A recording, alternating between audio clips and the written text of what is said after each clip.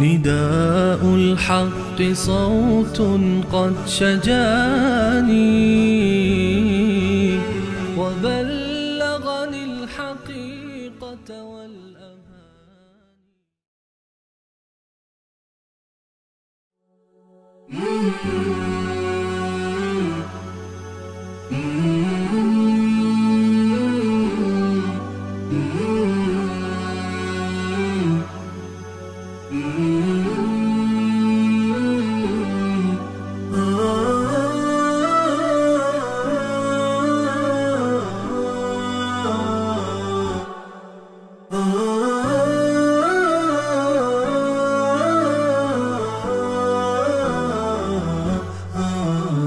نداء الحق صوت قد شجاني وبلغ. بسم الله الرحمن الرحیم. الحمد لله رب العالمین والصلاة والسلام على سید الانبیاء والمرسلین حبیبنا محمد و علی آله و صحبه اجمعین. بینندگان عزیز گرامی، السلام علیکم و رحمت الله و برکاته. در خدمت شما عزیزان هستیم با قسمت دیگری از این برنامه. تماس مستقیم با شما عزیزان و طبق معمول یک موضوعی هست که باید در شروع برنامه در موردش صحبت بکنیم.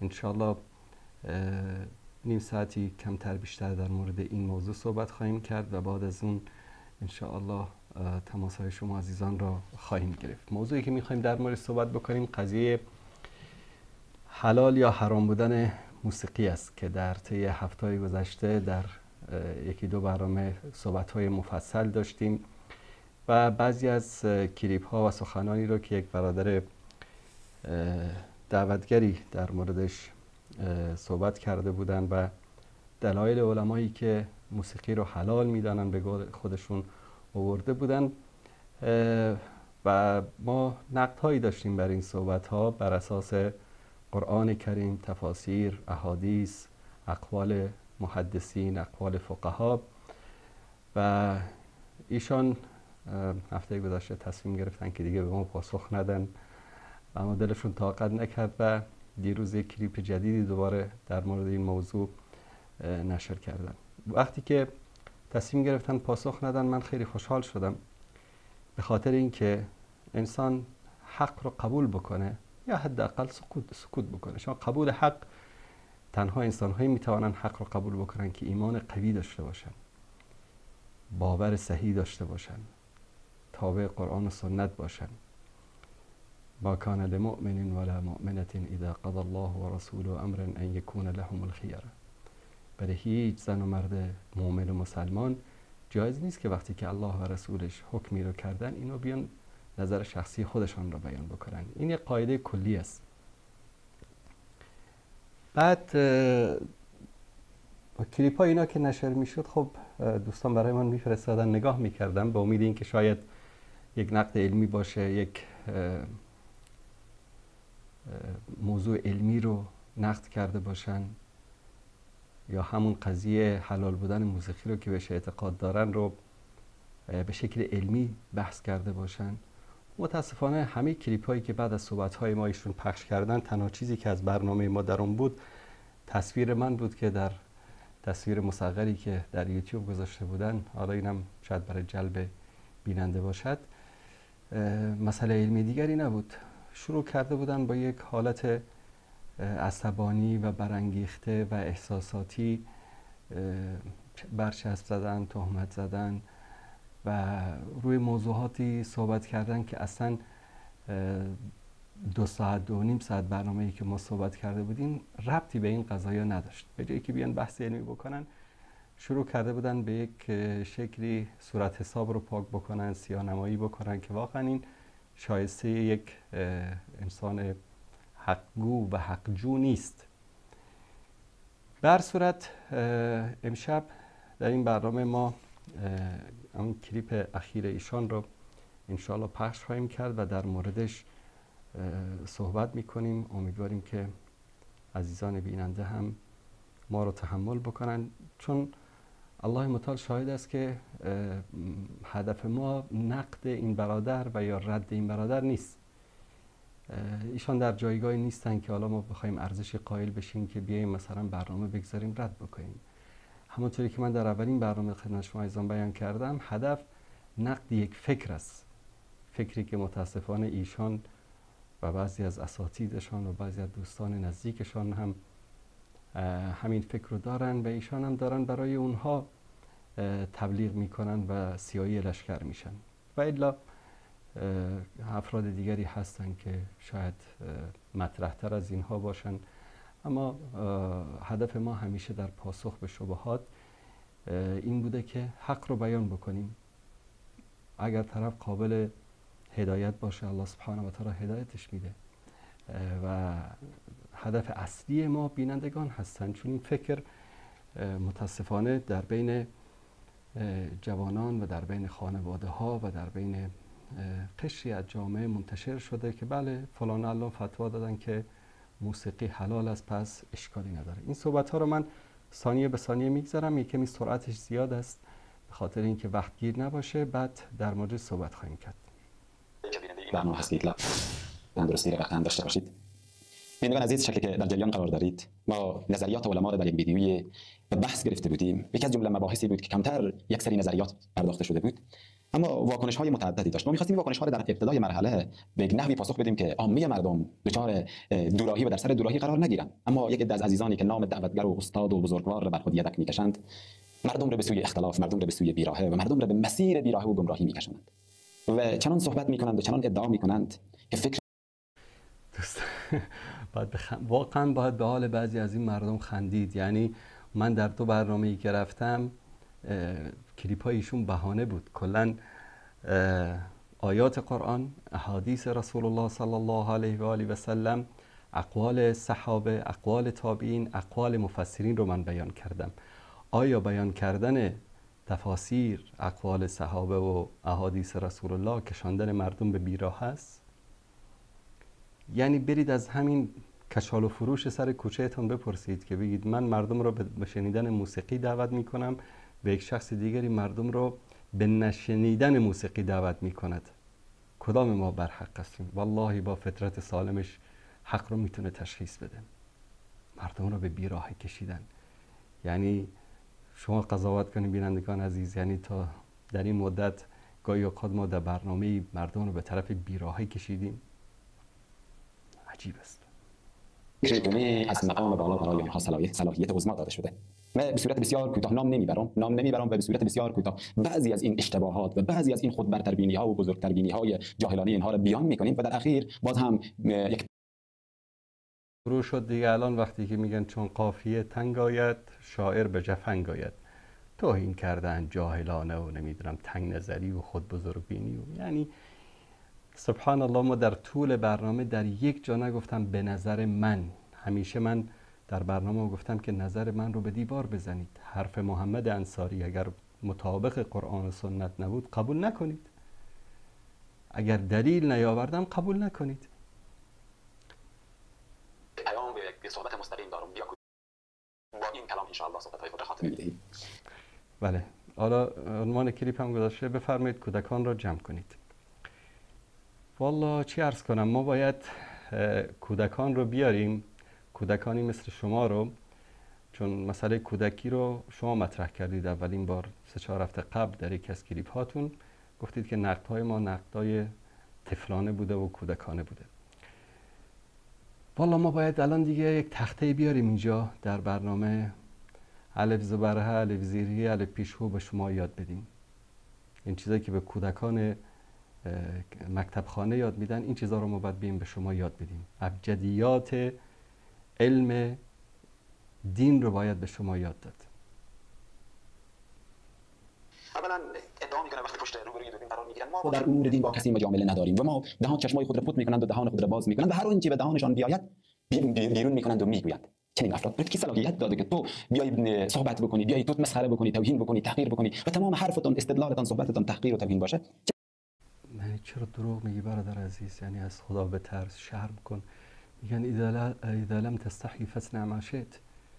رسول الله صلی الله علیه و سلم میفرمایند کسی که مثلا حیا نداشته باشه، هر دلش میخواد بگه، هر کاری دلش میخواد بکنه. یعنی ما چشم رو بستیم، هر چی که به دهنمون آمد گفتیم. شما دیگه چشمتون رو بستید. یکی از برنامه‌های شما یک قول مفسر، یک قول محدث، یک قول فقیه، یکی از اقوال صحابه، یکی از احادیث پیامبر رو شما ذکر کردید. یک حدیث هم ذکر کردید، حدیث بخاری، اون هم زدید لط و پارش کردید. به دروغ گفتید که حدیث منقطع است و فلان است و امام بخاری معلوم نیست که از کی روایت کرده، در حالی که همه علما رو من اقوالش رو آوردم که حرف شما رو میگه باطل است. دیگه همین دیگه، وقتی که جواب نداشته باشن شروع میکنن به فحش دادن و توهین کردن و متهم کردن. چه کسی به شما این صلاحیت رو داده؟ گفتی بعضی‌ها شما سر پیاز یا کونه پیاز، شما چی کاره هستید؟ الله این صلاحیت رو به ما داده. الله به ما گفته که کنتم خیر امة اخرجت للناس تأمرون بالمعروف و تنهون عن المنکر. شمایی که مردم را امر به منکر دارید میکنید که موسیقی گوش بدید، ما وظیفه شرعی ماست که مردم را بگیم که موسیقی گوش ندید، حرام است. حالا کسی گوش میده، ببینید خیلی فرق است بین یک کسی که گوش میده و میدانه که حرام است، یکی مثل شما بر اساس هوا و هوسش، حالا حتما خودت گوش میدی، میخوای مردم هم گوش بدن.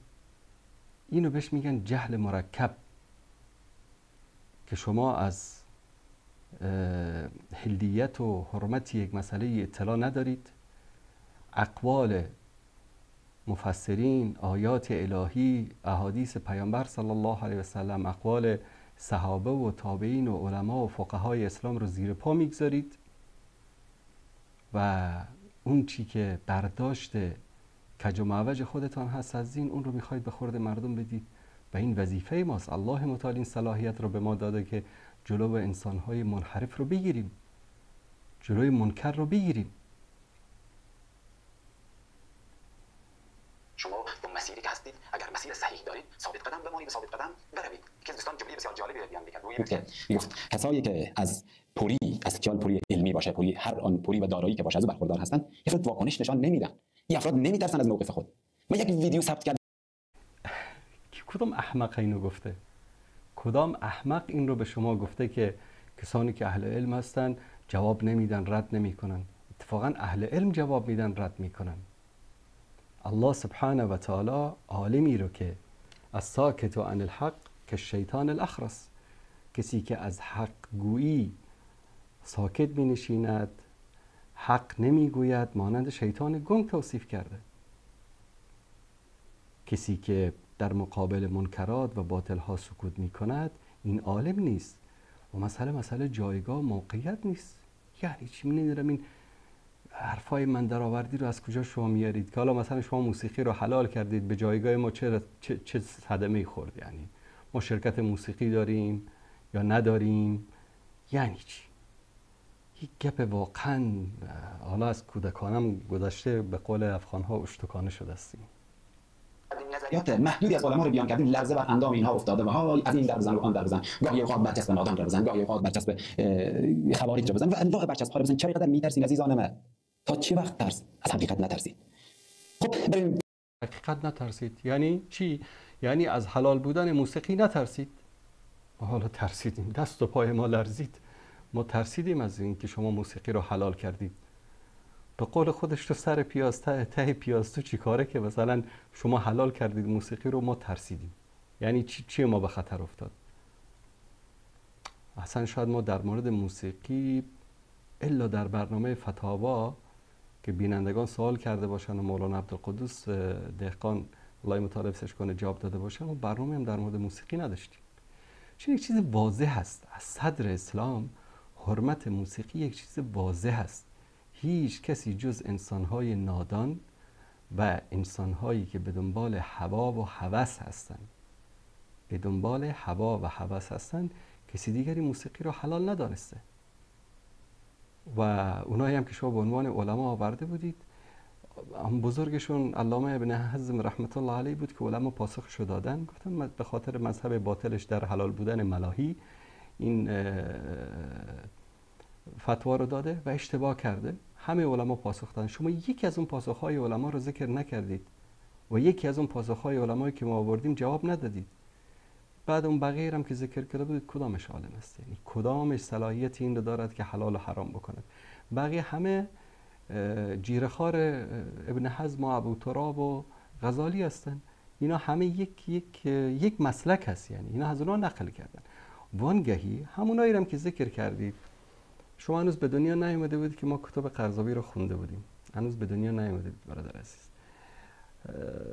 قرضاوی رحمت الله علیه میاد اقوال ابن حزم و غزالی اینا رو ذکر میکنه و اگر شما مردانگی اینم داشته باشید که حلال بودن موسیقی رو از کتاب همین حلال و حرام قرضاوی و بقیه کتابایی که در مورد موسیقی صحبت کرده اینا رو بیارید مفصل بخوانید، انقدر اون رو در یک محدوده تنگی قرار میده که باور کنید یکی از این موسیقی هایی که شما امروز در افغانستان یا غیر افغانستان حلال میدانید یکیش هم حلال نمیشه. اما نه، همینطور سیاهی لشکر میخواید که مردم رو فریب بدید.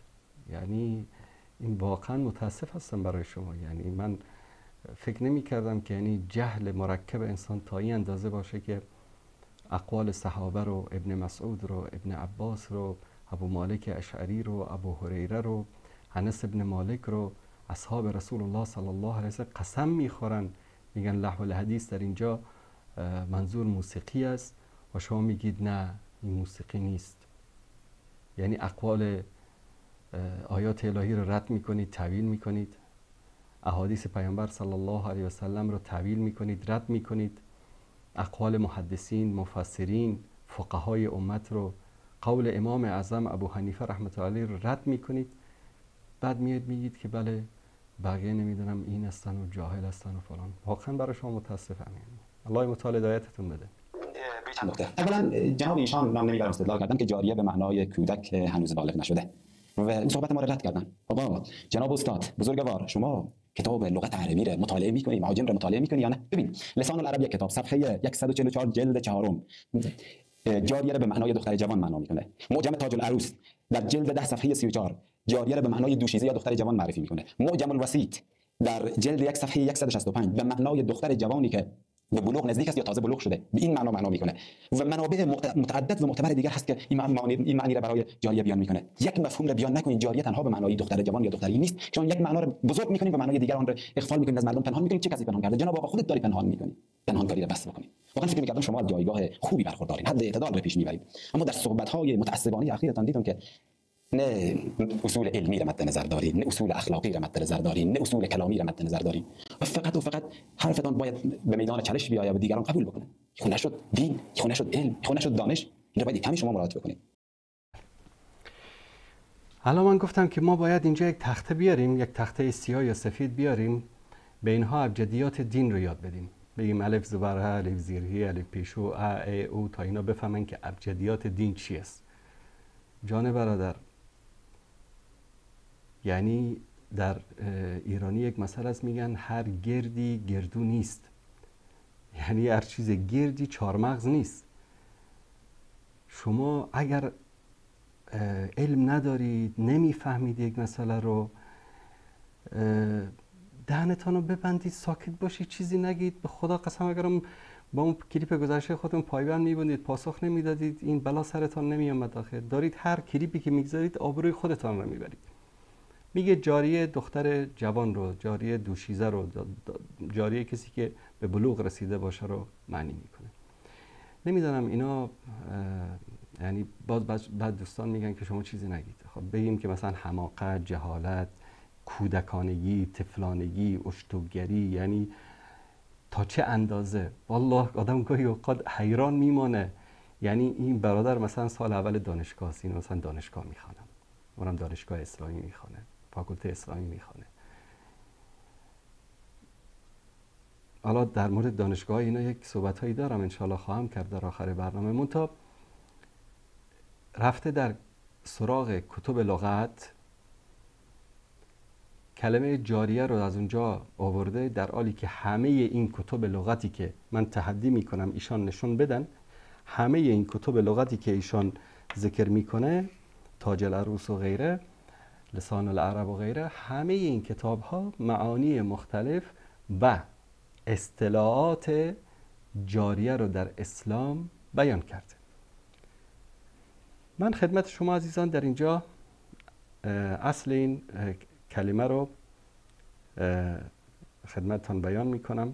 دوستان عزیز، برادر عزیز بزرگوار، یکی ما لغت داریم، یکی اصطلاحات شرعی داریم. فرق بین لغت و اصطلاحات شرعی رو همون هر احمقی که به شما این چیزا رو یاد داده برید ازش بپرسید، بگید که فرق بین معنی لغت و اصطلاحات شرعی چی است. مثلا شما خودتون تناقض دارید. در کلیپی میگید که وضربوهن، در اینجا منظور سفر کردن از دور شدن است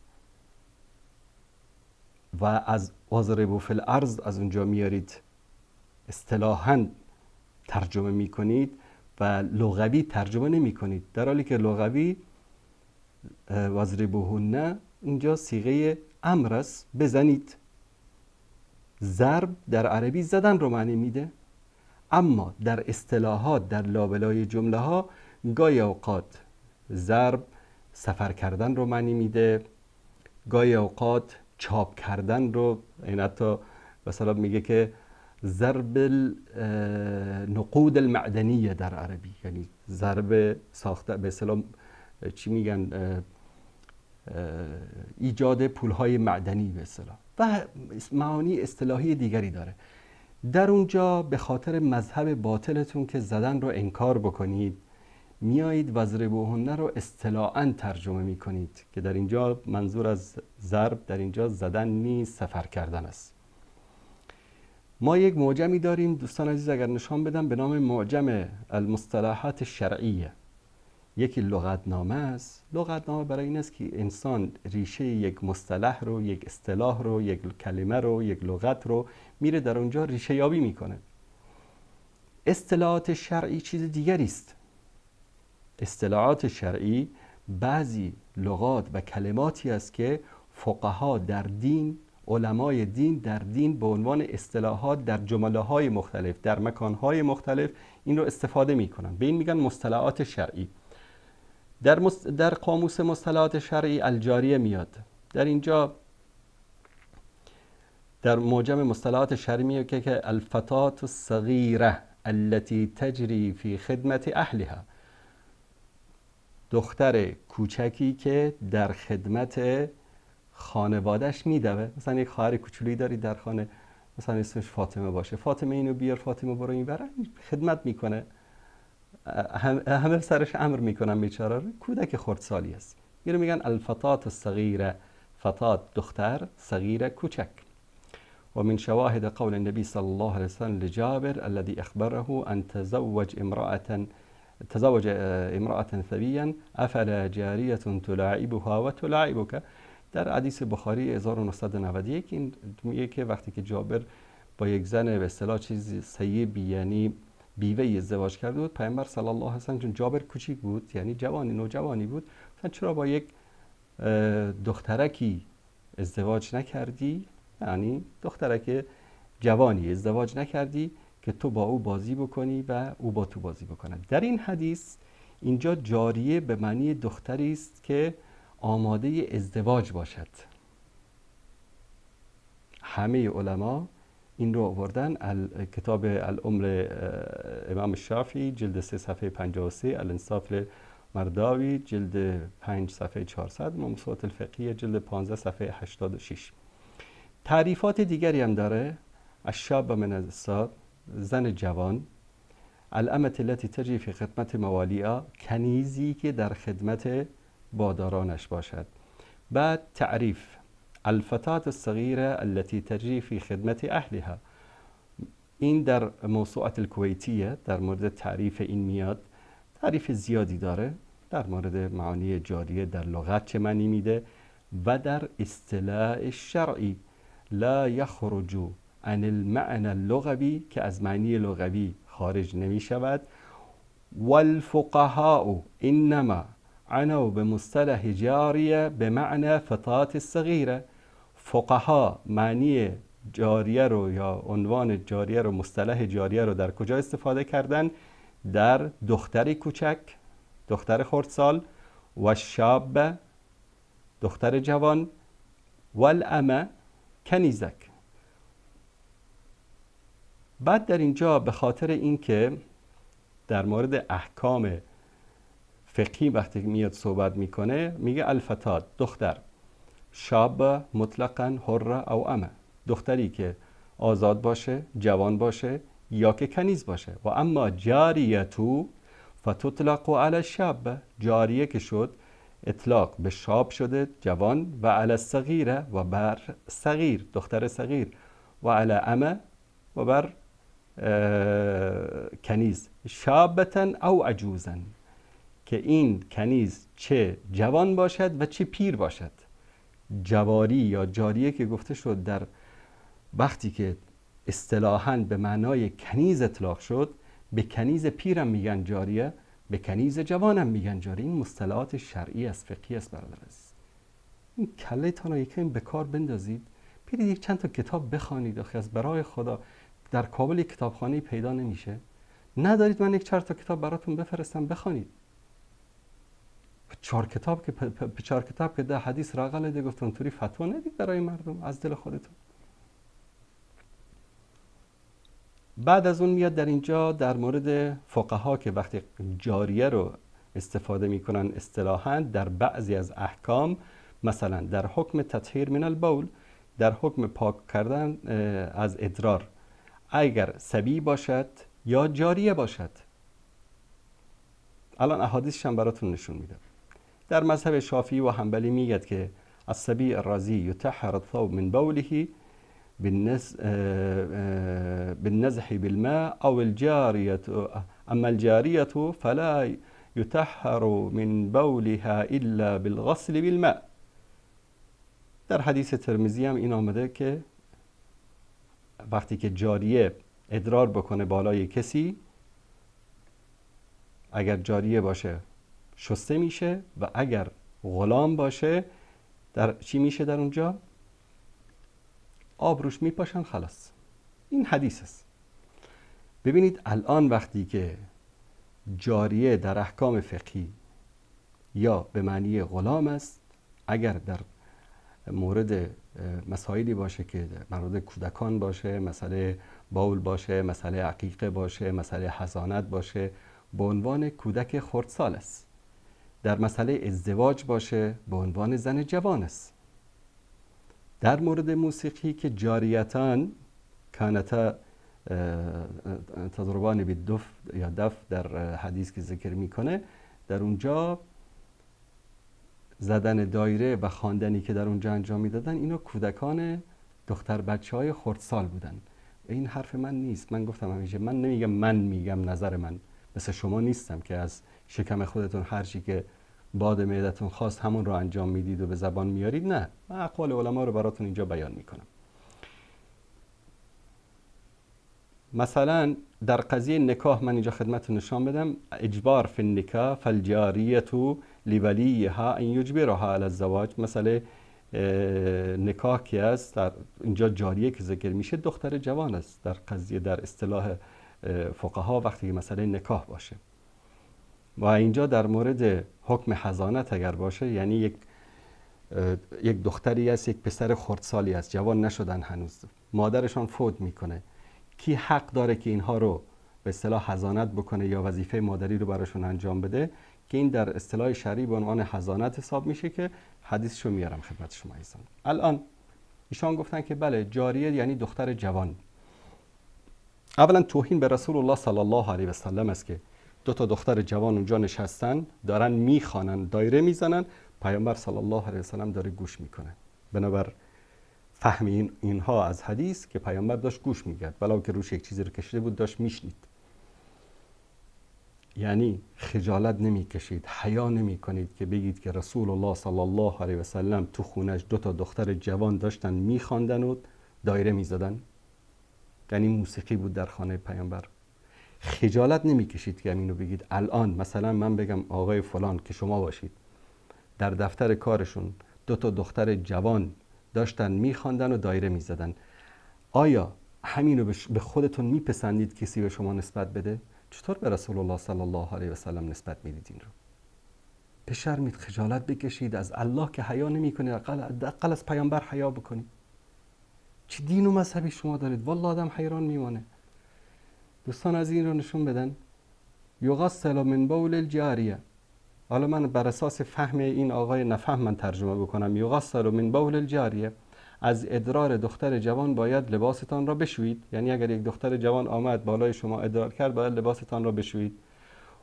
و یرش من بول الغلام، و اگر غلام در اینجا کودک خردسال، اگر یک پسر بچه خردسال بر بالای شما ادرار کرد، همون جایی که ادرارش هست همونجا آب بپاشید کافی است، لازم نیست که کاملا بشید. این یک قاعده فقهی است در بین فقها و بر اساس حدیث ثابت شده. دوستان از این نشون بدن این روایت رو چندین کس کرده، اما اصلش این است که همه علما این رو فهمیدن که یغسل من بول الجاریه، یعنی دختر بچه کوچیک خردسالی اگر بالای شما ادرار کرد، در بغلتون گرفتید ادرار کرد، باید لباستون رو بشورید. یک مسئله فقهی است. دلیل دوم، امرنا رسول الله صلی الله علیه وسلم ان نحق عن الغلام بشاتین و عن الجاریه بشات. پیامبر صلی الله علیه و سلم به ما امر کردند که اگر خداوند به شما پسری داد، کودک پسری داد، 2 گوسفند عقیقه بکنید. بر اساس ترجمه این آقای فهمیده، و اگر دختر جوانی خدا به شما داد، 1 دانه گوسفند عقیقه بکنید. کدوم احمقی آمده این رو گفته آخه؟ در اینجا جاریه یعنی دختر کوچیک تازه به دنیا آمده. عقیقه رو در 18 سالگی که نمی کنن، عقیقه رو در روز هفتم، بنابر روایت معتبری که هست روز هفتم. یعنی من تعجب میکنم از این مردم، به خدا، از عقل اینا، از منطق اینا. انه اختصم هو و اخوه جعفر و زید بن حارثه فی حضانه بنت حمزه. وقتی حمزه شهید شد، دختر خردسالی از او مانده بود. فقال رسول الله صلی الله علیه و آله و سلم اما الجاریه فاقضی بها لجعفر تكون مع خالتها.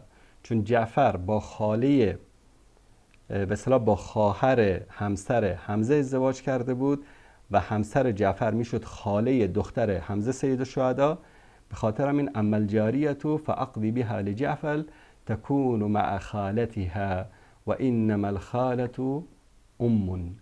خاله مانند مادر است. این دختر کوچولو، دختر 18 ساله رو نمیدونه ببره حضانت بکنه. حضانت یعنی چی؟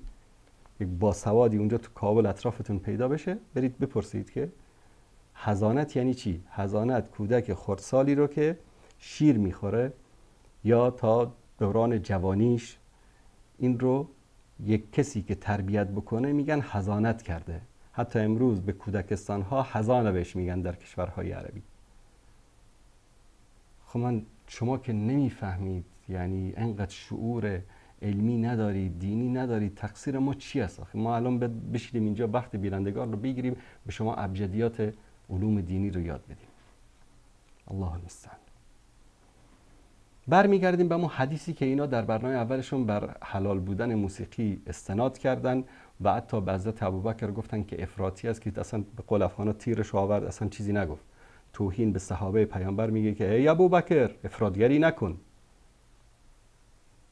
لعنت الله و ملائکه و جن و انس بر کسی که بر اصحاب پیامبر توهین میکنه به هدف توهین. قصدم این شخص نیست اگر هدفش توهین باشه.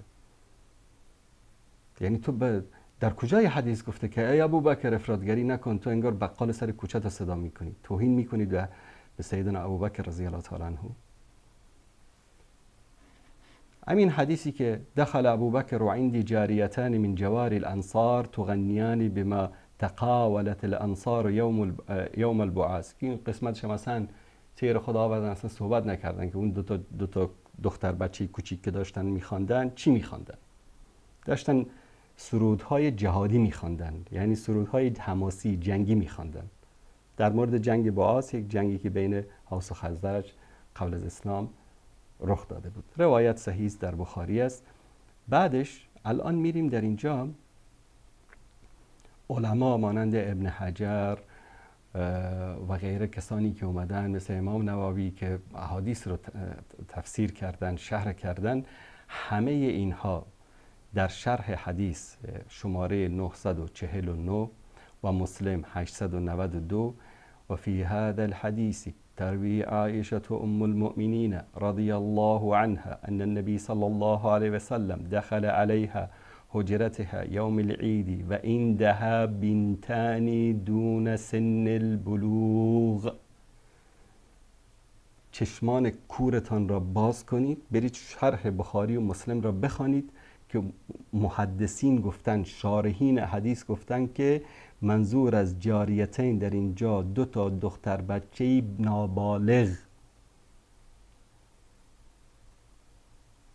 و این نادان میاد فکر میکنه که حتما آریانا سعید یا سیتا قاسمی داشته اونجا میخوانده.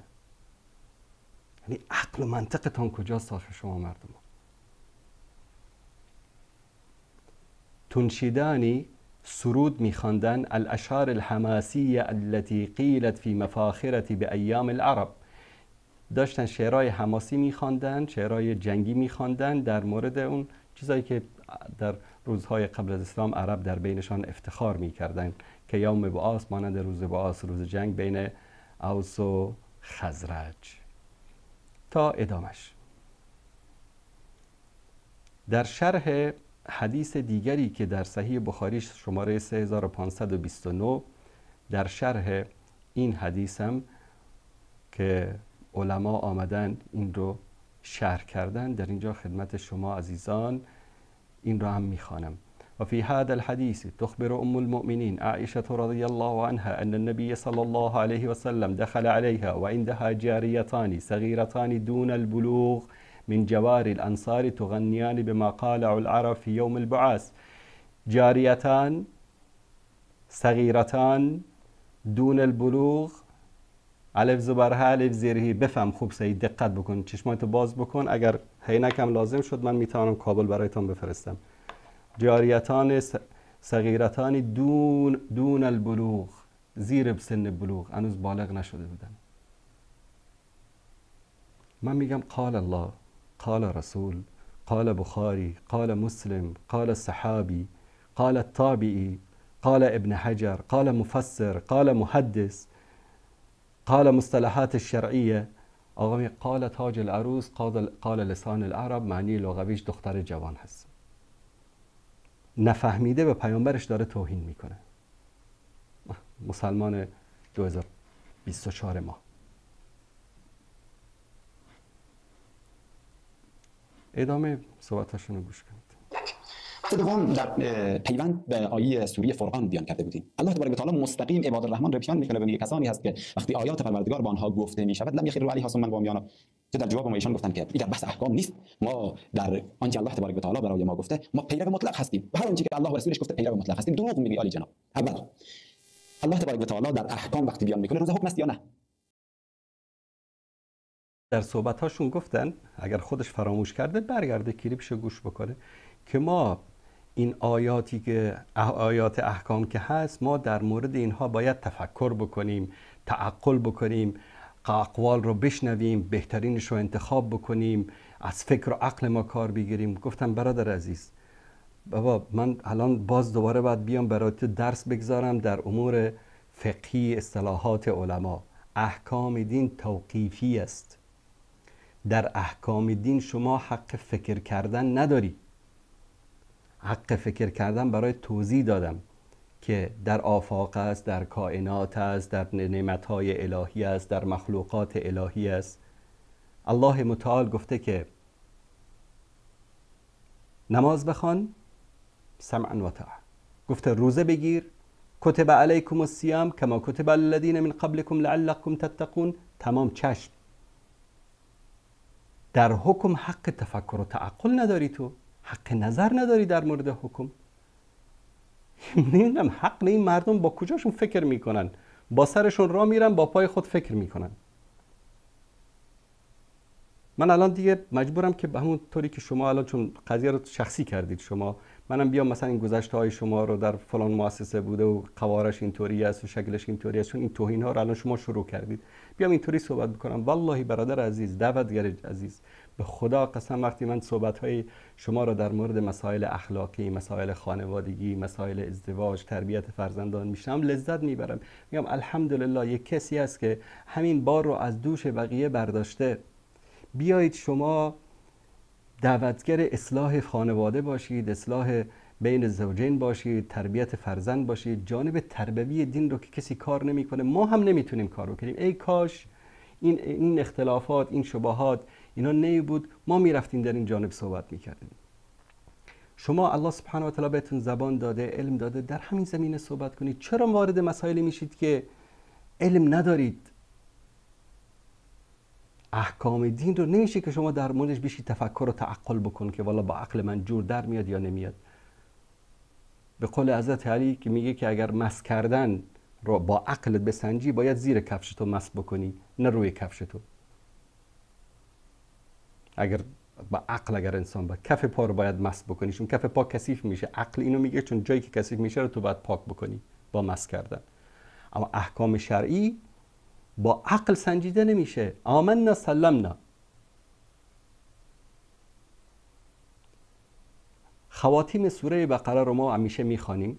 به ما امر شده که خواتیم سوره بقره رو همیشه ما در خواتیم در پایان نمازهایمون، در آخر شب، در اذکار صبح، در اذکار شام، در مواقع مختلف ما خواتیم سوره بقره رو بفهمیم. گاهی اوقات فکر کردید این خواتیم سوره بقره چقدر اهمیت داره که این همه ان شاءالله یک برنامه مفصلی در مورد خواتیم سوره بقره ان شاءالله صحبت خواهم کرد و خدمت شما عزیزان بیان خواهم کرد که خواتیم سوره بقره چه درس‌هایی در آن نهفته است که به ما امر شده که باید خواتیم سوره بقره رو ببینید. در اینجا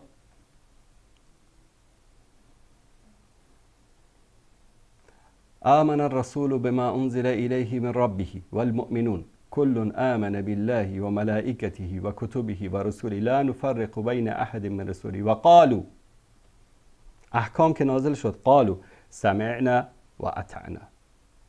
نگفت سمعنا و فکرنا، سمعنا و تعقلنا، سمعنا و اطعنا. سمع و طاعت است، چشم و گوش بسته. سمع و طاعت است از الله و از رسول الله صلی الله علیه و سلم. این بود. شما نفهمیدی اصلا من چی گفتم. یکم برو یک بار دیگه گوش بکن، یکم سرعت ویدیو رو پایین بیاد، دقت بکن که من چی گفتم. اینکه فهم شما، درک شما، عقل شما کم است دیگه، تقصیر من نیست. من اونجا 1 ساعت توضیح دادم که اینجا مسائل احکام که اومد سمعنا و اطعنا، سمعنا و اطعنا، شنیدیم و اطاعت کردیم. چون و چرا نداره. عجیب است والله، سبحان الله. یا ایها الذین آمنوا کتب علیکم الصیام کما کتب علی الذین من قبلکم لعلکم تتقون. این لعل به خاطر چی است؟ به خاطر تعلیل، به خاطر استدلال. شما چرا اینو نمیفهمید؟ میگه هر اون چیزی که الله و رسولش گفته به طور مطلق میپذیرم. ریشت همیان از ریش ما کمتر هست. ریشت بخچی میکنی چرا؟ پیامبر خود حدیث پیامبر هست مستقیم گفته که ریش نگه دارین و بروتار کم بکنین. چرا پیروی مطلق نمیکنید؟ در این چیزی که گفت دارین شما. والله این بحث عرفی هست، این قبضه هست و این گرفتن هست. وقتی بحث امامه و پوشیدن سر به میان میاد، خب سنت پیامبر صلی الله علیه و سلم است مطلق پیروی میکنین. چرا امامه نداری به سر؟ موهای دست پاکلای بیشتر چرب کرده و روغن زده هست. عزیزم وقتی میگیم مطلق به حرف استوار باش، نه اینکه فقط عوام فریبانه و سیاست عوام فریبانه رو پیش نبرید. مردم امروز دنبال استدلال هستن، دلیل هستن. دین ما دین منطق است. تهمت نبندید که شماها دین رو خرابی کشاندید. شماها عزیزم، شماهایی که فقط حرفی که از نظر خودتان همون خوب بود همون رو آوردید. بگین این نظر هم علما گفته، این نظر هم علما گفته، این نظر هم علما گفته. اینجا باز دوباره توهین و اهانت. اولا همون استادت که با من آشنایی هم داره، بهش بگو یک روز آمد شوخی کرد با این موهای من، گفت که استاد چیزی میزنید، دست کشید. نه والله خب برادر از طبیعی است. نه مثل شما روغن چرب میکنیم، از اون روغنایی که در کابل از پشاور برای شما از قصه‌خوانی و از اونجا میاد، از صدر میاد، روغن بادام تلخ و نمیدونم فلان و الان روغن چی میگن، یک روغن استفاده میکنن، روغن شمشاد میگن، شمشیر میگن، چی میگن، یک روغنی هست که میزنن به شما، مثل که از اونها استفاده میکنن. نه والله نه روغن میذاریم نه کریم میذاریم. خدادادی اینطوری است. یعنی کسانی که ما رو از 20 سال 25 سال قبلا در برنامه دیدن، همین الله سبحانه و تعالی اینطوری که داده، هیچ فقط یک شانه عادی میکنم. مسئله رو شخصی نکنید، وگرنه شما خیلی بک‌گراند هایی دارید که ما اگر بخوایم اونا رو باز بکنیم توهین شخصی نکنید. وقتی که من به شما میگم نمیفهمید، جاهل هستید، نمیدانید، برداشتتان غلط است، دروغ میگید، تلبیس میکنید، خیانت میکنید، اینا اصطلاحات شرعی است و شما دارید در مورد آیات و احادیث رسول الله صلی الله علیه و سلم انجام میدید. علمای جرح و تعدیل کتابا رو بشید، مثلا کتاب لسان المیزان رو بخوانید، از اول تا با آخر فلان ابن فلان ابن فلان کان کذابا مدلسا فلان فلان، این اصطلاحات شرعی است. تدلیس کردی در حدیث میگیم مدلس هستی، تهمت زدی میگیم تهمت زدی، دروغ گفتی میگیم دروغگو هستی. این نگه کسی که والا توهین شده. اگر من تدلیس کردم، دروغ گفتم، یکی از اون موارد رو بیار اینجا نشان بده که بینندگان ببینن. بعد میگه که خب شما وقتی که ریشتان الان ارزش منم کوتاه‌تر است و فلان است و این است و بعد برای این مسئله میایید به اصطلاح تعویل میکنید و فلان میکنید، این میکنید که این است و اون است. نه، به خدا این کارو نمیکنم. کسانی که من رو میشناسن، با برنامه‌های من آشنایی دارن، این کارو نمیکنید. الان من دلیلش رو خدمت شما نشون میدم. والله دروغ گفتید در اینجا، تهمت زدید. حدود تقریبا شاید 1 سال قبل باشه، فکر کنم زمستان گذشته بود، کسی همین تو پیام فرستاده بود که در مورد ریش صحبت من هست، خدمت شما پخش میکنم اینجا. که ریششون رو اصلاح میکنن، یعنی زیاد نمیگذارن که بزرگ بشه، گناه دارد یا نه، انداز شرعی چیست. ببینید الله سبحانه و تعالی میفرماید که لقد کان لکم فی رسول الله اسوة حسنه، یعنی اسوه و الگوی شما باید رسول الله صلی الله علیه و سلم باشه. در آیه دیگر میفرماید که و ما آتاکم الرسول فخذوه و ما نهاکم عنه فانتهوا، آنچه که پیامبر برای شما آورده است، به شما گفته است، با آن عمل بکنید و از آنچه که شما را باز داشته از آن دوری بکنید. رسول الله صلی الله علیه و سلم فرمودند که اعفوا اللحى، ریش‌هایتان را بگذارید، ارخوا اللحى، ریش‌هایتان را دراز بکنید، وفروا اللحى، ریش‌هایتان رو بزرگ بگذارید. همه این روایاتی که از پیامبر صلی الله علیه و سلم آمده دلالت بر این میکنه که ریش گذاشتن بر طبق آنچه که علما بیان کردن، از یک قبضه باید وقتی که ریش رو به این شکل میگیرید، از این قسمت باید از زیر دستتون به اصطلاح ریش هویدا باشه، خارج باشه. این ریشی است که مطابق سنت رسول الله صلی الله علیه و سلم است. اولا ما این حق رو باید قبول بکنیم. آن ریشی که مطابق سنت رسول الله صلی الله علیه و سلم است، ریشی است که ماشین نمیشه، کوتاه نمیشه، قیچی نمیخوره، مرتب میشه. نه اینکه پراکنده باشه مثل بعضیا خودشون رو ترسناک درست میکنن. نه، روایت است ابن عمر رضی الله تعالی عنه هر موقعی که عمره میرفت ریشو اصلاح میکرد، درست میکرد، یا ابن مسعود یا غیر صحابه ریشون اصلاح میکردن، درست میکردن. اما کوتاه کردنش، ماشین کردنش، این طبق سنت نیست. طبق سنت آن است که وقتی که شما ریشتون اینطوری میگیرید، قبضه میکنید، دستتون اینطوری قبضه میکنید، از اینجا باید خارج بشه. این سنت است. حالا چون که ریش من به سنت برابر نیست، من بیام 1001 نوع تعبیل بکنم، نه والا اینقدر ریش ماندنم سنت است، حالا ما به سنت عمل کردیم، بعد بیام بگیم والا منظور پیامبر صلی الله علیه و سلم از اینجا این بوده که شما المهم ریش بگذارید، مقدارش مهم نیست، والا این که شما مثلا با ماشین یک 0.0 هم اگر که چیز بکنید، این ریش است، به سنت ادا شده. نه خودتون رو فریب بدید، نه مسلمان ها رو فریب بدید. اگر که منظورتون از این است که این ریش طبق سنت است، باید این مواصفاتش باشه. اما این که کوتاه میکنید، قیچی میکنید، هر کس به اندازه کوتاه کردنش، به اندازه قیچی کردنش، به اندازه گناهی که مرتکب میشه، به اندازه به اصطلاح مخالفتی که با سنت مرتکب میشه، به همون اندازه انسان چی است؟ مرتکب گناه و معصیت شده. اما تبریرش، توجیهش، والا مردم رو فریب دادنش، این کار رو ما نباید انجام بدیم. این ریش سنت به این اندازه هست، خوب انجام دادی، خوب انجام ندادی، باید ریشت رو به اندازه سنت برابر بکنی. من کسی سوال کرد، اتفاقا تماس گرفت که ریش شما یا به سنت برابر است. ببین برادر عزیز، باید این شجاعت و مردانگی رو داشته باشه انسان که گناه میکنی بکن، بین خود و خدایت بکن، نه یا توجیه بکن، نه یا مردم رو تشویق بکن. ریشی که سنت است این مواصفاتش است. موسیقی حرام است، تو که گوش میکنی بر اساس هوا و هوس خودت، نه یا حلالش بکن با دلایل لا تچسبک، با نمیدونم فلان گفته و علان گفته و این گفته و اون گفته و اینجاش اینطوری است اونجاش اونطوری است. اصلا یک دروغ بزرگی در برنامه اولتون گفتید که حدیث بخاری منقطع است. من اومدم مفصل جواب دادم که حدیث معلق یعنی چی.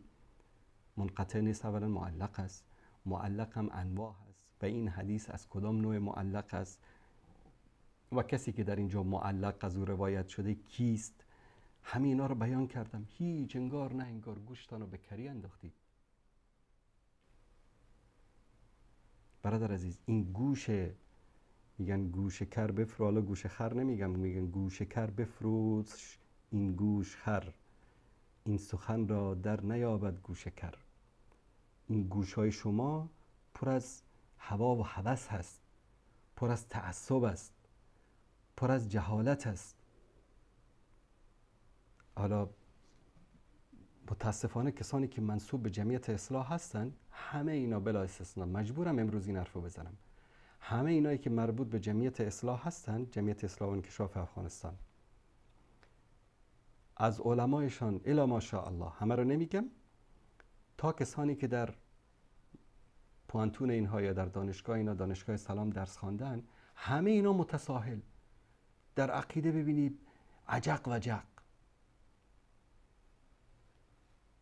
جهمی و معتزلی و خلاصه هر جور فکری پیدا میشه در بین اینها.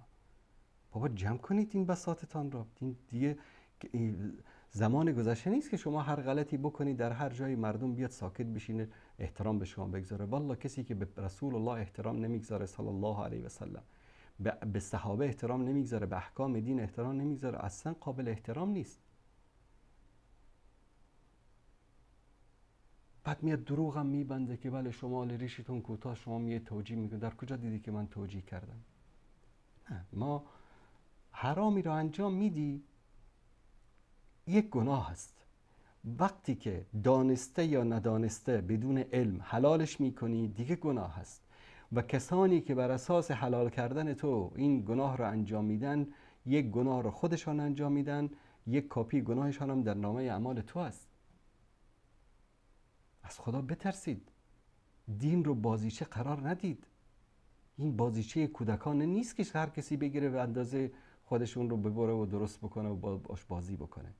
این احکام است، این اصطلاحات است، ضوابط است، شروط است.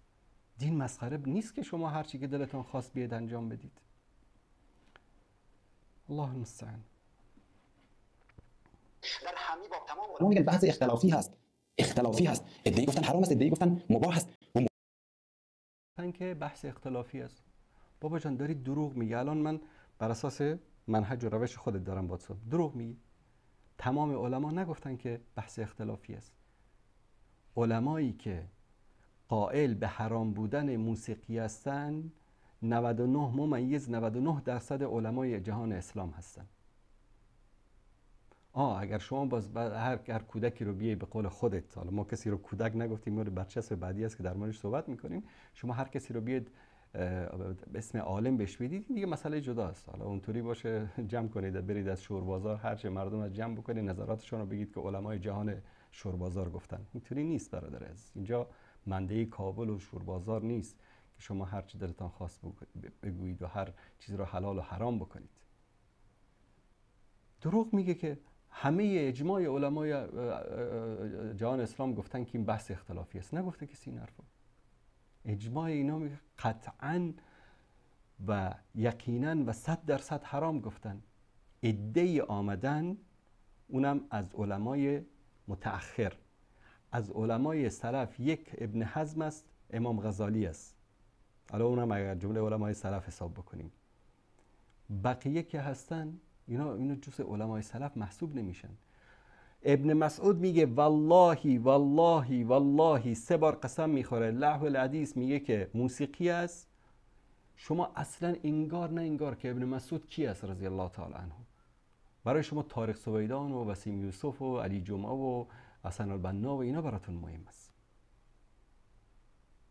اونا دین رو میفهمیدن. اصحاب رسول الله صلی الله علیه و سلم که قرآن برایشان نازل شده بود، که در چند روز پیش یک جا صحبت میکردم با دوستان، گفتن که در مورد فضایل صحابه چند آیه در قرآن اومده؟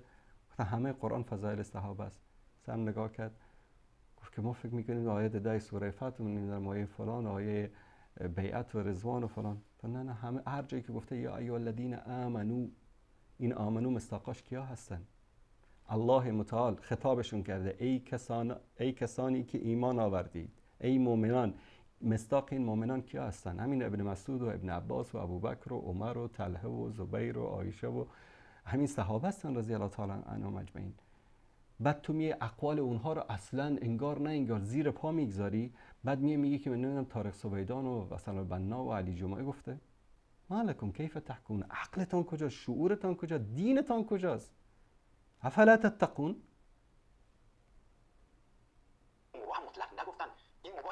بزرگواران تحت شرایط بیان کردن، شما اینا رو آوردید به فحشا برابر میکنید، تهمت نبندید از برای رضای خدا. این چه نوع دعوتی هست که شما برای انداختید؟ این بحث رو باید بسیار دقیق مد نظر بگیرید. و یک تهمت دیگر هم به ما زدید در بحث متن عربی. ما گفتیم هر متن عربی علمی آورند. عزیزم شما وقتی میایین احادیث در علم حدیث، شما میبینیم که چند علم اصول حدیث داریم، علم رجال داریم و انواع و اقسام علوم در بخش حدیث شناسی داریم. خاطر چی؟ بخاطر اینکه حدیث از غیر حدیث تشخیص داده بشه. در همین جامعه افغانستان و ایران و در همین جامعه اسلامی شما دیدید چقدر احادیث ضعیف بود، چقدر احادیث بود که اصلا پیامبر صلی الله علیه و سلم نگفته بود، به پیامبر صلی الله علیه و سلم نسبت داده شده بود. منظورم او حرف رو به بیجان نکشانید. دروغ میگید، تهمت میزنید، تلبیس میکنید. ما بحث ما کلا سر حدیث لهو الحدیث آیه‌ای که ذکر شده بود و حدیث صحیح بخاری بود که شما مزامیر شیطان عند رسول الله، بحثمون سر همین آیه و حدیث بود. وقتی که شما گفتید یک متن عربی رو میاری میخوانی، من به شما اعتراض کردم این متن عربی حدیث بخاری است. اصلا تو کیافت رو برو نگاه کن، بعد از اون در مورد بخاری بیا صحبت بکن. من اون دفعه تون نگفتم، اما این دفعه میگم. گفت یک متن عربی رو آوردن که متن عربی چی است؟ اون متن عربی حدیث صحیح بخاری است، حدیث رسول الله صلی الله علیه و سلم است، حدیثی که غیر از ابن حزم همه محدثین قائل به این هستن که این حدیث صحیح است و از پیامبر صلی الله علیه و سلم. خجالت نمیکشی فردا روز جلوی پیامبر بیستی بعد بگی یا رسول الله صلی الله علیه و سلم شکایت بکنه ازت، بگه که تو کلام من رو گفتی که یک متن عربی؟ خجالت بد نمیکشی در اون موقع؟ بیاید منطقه علمی جواب بدید. متن عربی نبود، یک حدیث صحیح بخاری بود. غیر از ابن حزم همه علمای جهان اسلام محدثین گفتن که این حدیث صحیح است، از پیامبر روایت است و در اینجا معلق استادش هشام ابن عمرو صحیح بخاری از استادش روایت میکنه و در اینجا چون که از استادش اجازه داشته در نقل حدیث اینجا حذف کرده. این حدیث منقطع نیست، به جزم ذکر کرده و اقوال ابن حجر و شارحین حدیث و غیره رو آوردم. شما که نمیفهمید اصلا از این چیزا بیخبرید، تقصیر ما نیست. بعد بیاید تهمت بزنید و سر صدای بیجارا بندازید. اگه هدفتون پیروز کردن است که به هر قیمتی میشه پیروز بکنید، نه اخلاق دارید، نه ادب دارید، نه حرمت دارید، هیچ چیزی ندارید، برای ما ارزش نداره. دوستان اخلاق، ادب، حرمت، الان شما دیدید کلیپ های سابق اینا من در برنامه پخش کردم، این کلیپش هم دارید نگاه میکنید. کجا این اخلاق و ادب و حرمت است؟ تو حرمت الله رو نگه نمیداری، حرمت رسول الله رو نگه نمیداری، حرمت صحابه رو نگه نمیداری، حرمت تابعین رو نگه نمیداری، حرمت بخاری رو نگه نمیداری، حرمت محدثین و فقها و امام اعظم ابو حنیفه رضی الله تعالی عنه رو نگه نمیداری. تو بعد از حرمت صحبت میکنی؟ مثل که یک زن فاحشه بیاد در مورد عفت و پاکدامنی صحبت بکنه. او هم افرادی حرف نمیزنه و خود در جایگاهی نمیگیره که بیاد دیگه با افراد صحبت بکنه، چون اهل استدلال نیستن. باور بکنید اهل استدلال نیستن. دوستان عزیز، همین الان من ببینید برنامه‌ای که قبلا در مورد این مسائل صحبت کردم، من همه رو یادداشت کردم. دوستان عزیز اینا رو نشون بدم، موسیقی از دیدگاه قرآن، همه اینا رو خودم تک تک اینها رو، آنچه که صحبت‌هایی که کردم، آیات، قول مفسرین، قول محدثین، صحابه، معلقات بخاری، جاریه کی است، مزمار شیطان چی است، همه اینها رو 19 صفحه من از احادیث و از روایات و من بیش از 10-12 حدیث غیر از اون حدیث بخاری ذکر کردم، یکیش هم جواب نداده.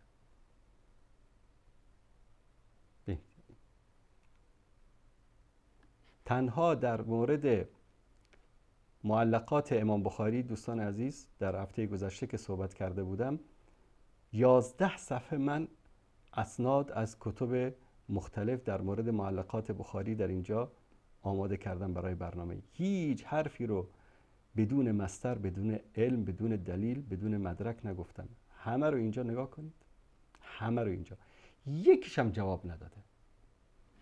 این دیگه نهایت به اصطلاح چی بگم دیگه، هر چی که شما دوست دارید اسمشو بگذارید. الله المستعان. استدلال هستن، من از همین تریبون اعلام میکنم، از همین تریبون اعلام میکنم، نه اینکه بیاین در آن روی سکه و یا در برنامه من یک چینل میانجی و یک چینل و یک شبکه و یک تلویزیون و یک رسانه بی‌طرف به عنوان گرداننده همین مناظره بیای استدلال های ما را در قالب استدلال علمی و منطقی بررسی بکنه. اگر 10 دقیقه به وقت میده 10 دقیقه به ما وقت بده، من حاضر هستم با صحبت بکنم. ولی اینکه در زیر مجموعه کلام، زیر مجموعه چینلش برام موجه هر لحظه خواست مرقت بکنه و رد بکنه و کل مدیریت و گفتار به عهده خودش باشه، چنین چیزی برای ما قابل قبول نیست. اولا که این کارو با هیچ کس نکردیم. شیعه اینجا آمده 1 ساعت 1.5 ساعت وقت ما رو ضایع کرده، هیچ وقت تا وقتی که از موضوع خارج نشده توهین نکرده، صداش قطع نکردیم. آقای حنفی آمد با من بحث کرد در مورد قضیه تقلید مذاهب. دوستان همه شاهد هستن که بیشتر از من صحبت کرد، بیشتر از من وقت گرفت، بیشتر از من تلبیس گفت، دروغ گفت، تلبیس کرد، هر کاری کرد من آزاد گذاشتم و صحبتاشو کرده. شما این بهانه است که کسی بخواد بهانه گیری بکنه. وانگهی بسم الله من حاضر هستم. کدام تلویزیون میخواید؟ تلویزیون صدای حق خارسی نمار میخواید؟ بسم الله ما آماده ایم. هر وقتی که میخواید بسم الله بریم در اونجا. شما 3 دقیقه شما صحبت کنید، 3 دقیقه من.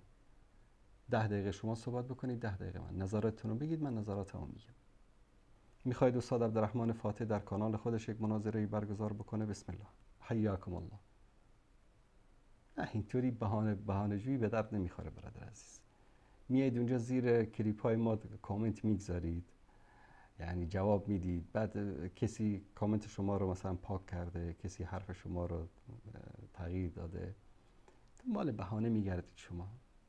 و یقین داشته باشید بینندگان عزیز که این جرأت هم ندارن که بیان در یک بحث مستقیم صحبت کنن. و جالب‌تر از اینکه در ادامه تهمت‌هایی که میزنند گاهی اوقات انسان به یاد سختی‌های پیامبر صلی الله علیه و سلم میفته. وقتی در مقابل پیامبر صلی الله علیه و سلم دلیل نداشتن، هر نوع نسبت و هر نوع برچسبی می‌زدن. امروز هم وقتی در مقابل ما دلیلی ندارن، آلمانی میگه خدای نکرده بازی بحث نشه که اونها مشرکین بودن، ما هم مشرکین میگن نه. گاهی اوقات وقتی حریف، وقتی کسی که در بحث علمی می‌نشینه کم میآوره، روش آنها چیست؟ روش برچسب زنی. برچسب میزنن طرف این کودک هست، این نادان هست، تحقیقات نداره، مفتی نیست، مولا نیست، چنین نیست، چیکار نیست و این برچسب ها رو میزنن. و این برچسب ها یعنی چی؟ یعنی ما آقا دلیلی ندارم، می‌خوایم تو رو عصبانی بکنم، می‌خوایم تو رو به این راه بکشونم. پول خواندیم. ما آنچه گفتیم از منابع موثق گفتیم و هنوز هم میگیم. گفتن دلایل کودکانه. خب به نظر ایشان دلایل گفتار من نبود، من نگفتم، من بیان نکردم. شیخ یوسف قرضاوی خب ایشان قضیه کودکانه رو خیلی زورش داده مطرح کرد. من الله سبحانه و تعالی شاهد است که کلیپ اول من رو دیدید، من یک کلمه زشت بدی به ایشان نگفتم. در جواب کلیپ من ایشان آمدن گفتن که انتقادات آقای انصاری کودکانه بود، طفلانه بود. تقریبا 3 هفته قبل. بعد از اون من همین کلیپشان رو پخش کردم، گفتم برادر عزیز این که شما میگید که 70% تاکسیرانا موسیقی گوش میکنن پس همه اینا فاسق هستن، این دلیل کودکانه است. این که میگید اکثریت مردم گوش میکنن، دانشگاه ها تدریس میشه موسیقی، این دلایل کودکانه است. من نگفتم که قرضاوی و ابن حزم و فلان و علان اینها کودکان هستن. سیانمایی نکنید، دروغ نگید، تلبیس نکنید، موضوع رو به اصطلاح به یک طرف دیگر میکشانید و طوری میخواید وانمود بکنید که من چیزی رو گفتم در حالی که من اون رو نگفتم. الان همه صحبتاتون هست، یعنی شما چرا میخواید که مردم رو فریب بدید؟ بله دوستان عزیز، این 2 هفته پیش که من صحبت کرده بودم، صحبت تقریبا 3 هفته یا 4 هفته پیش ایشان هست. گوش کنید. با یک نظریه شخص موافق بودم یا در سخن خود، در سخنرانی خود، در مقاله علمی خود، در کتاب خود آن سخن را نقل کردم، برو تو نظرش رو هم بیار. کار بسیار طفلانه هست. این خب جناب استاد این واقعا جواب طفلانه هست. یک طفل دیگر میگوید که تو اگر پیش با او صحبت کردی میگه ما با تو اصلا حرفی ندارم. نه خیر، وقتی بحث علما، تفسیر علما و نظریات علما به میان میآید، ما خود ما تحلیل میکنیم، بررسی میکنیم کدام نظر برای ما قابل قبول هست، کدام برای ما بهتر میتونه مفیدتر باشه، اون نظر رو میسنجیم. پس بر اساس حرفایی که پیشتر گفتید که کسی که جواب علمی نداشته باشه، منطقی نداشته باشه، رو میاره به تهمت زدن و فحش دادن و اهانت کردن و توهین کردن، اینا توهین و اهانت. پس شما شروع کردید به خاطری که جواب نداشتید. من در اون برنامه 2 ساعت دلایل علمی رو از کتب حدیث، از کتب تفسیر، از اقوال علما، صحابه، تابعین، فقها بیان کردم. شما چون که جوابی نداشتید آمدید گفتید که این حرف شما حرف طفلان است و من در جواب صحبت شما این صحبت ها رو کردم و هرگز نگفتم که قرضاوی و غیره و علما اینا حرفاشون حرفای طفلان است، بلکه برداشت های عجق و جق شما طفلان است. برادر عزیز، این حرف شما کاملا طفلان است، کودکان است که ما نظرات علما را بیان میکنیم با آنچه که با نظر ما برابر بود و خوش ما آمده رو قبول میکنیم. این حرف واقعا حرف طفلان است. ما نظرات علما را میشنویم و آنچه که مطابق قرآن و سنت و اجماع امت هست رو قبول میکنیم. این حرف عالمان است. حرف شما حرف طفلان است برادر عزیز.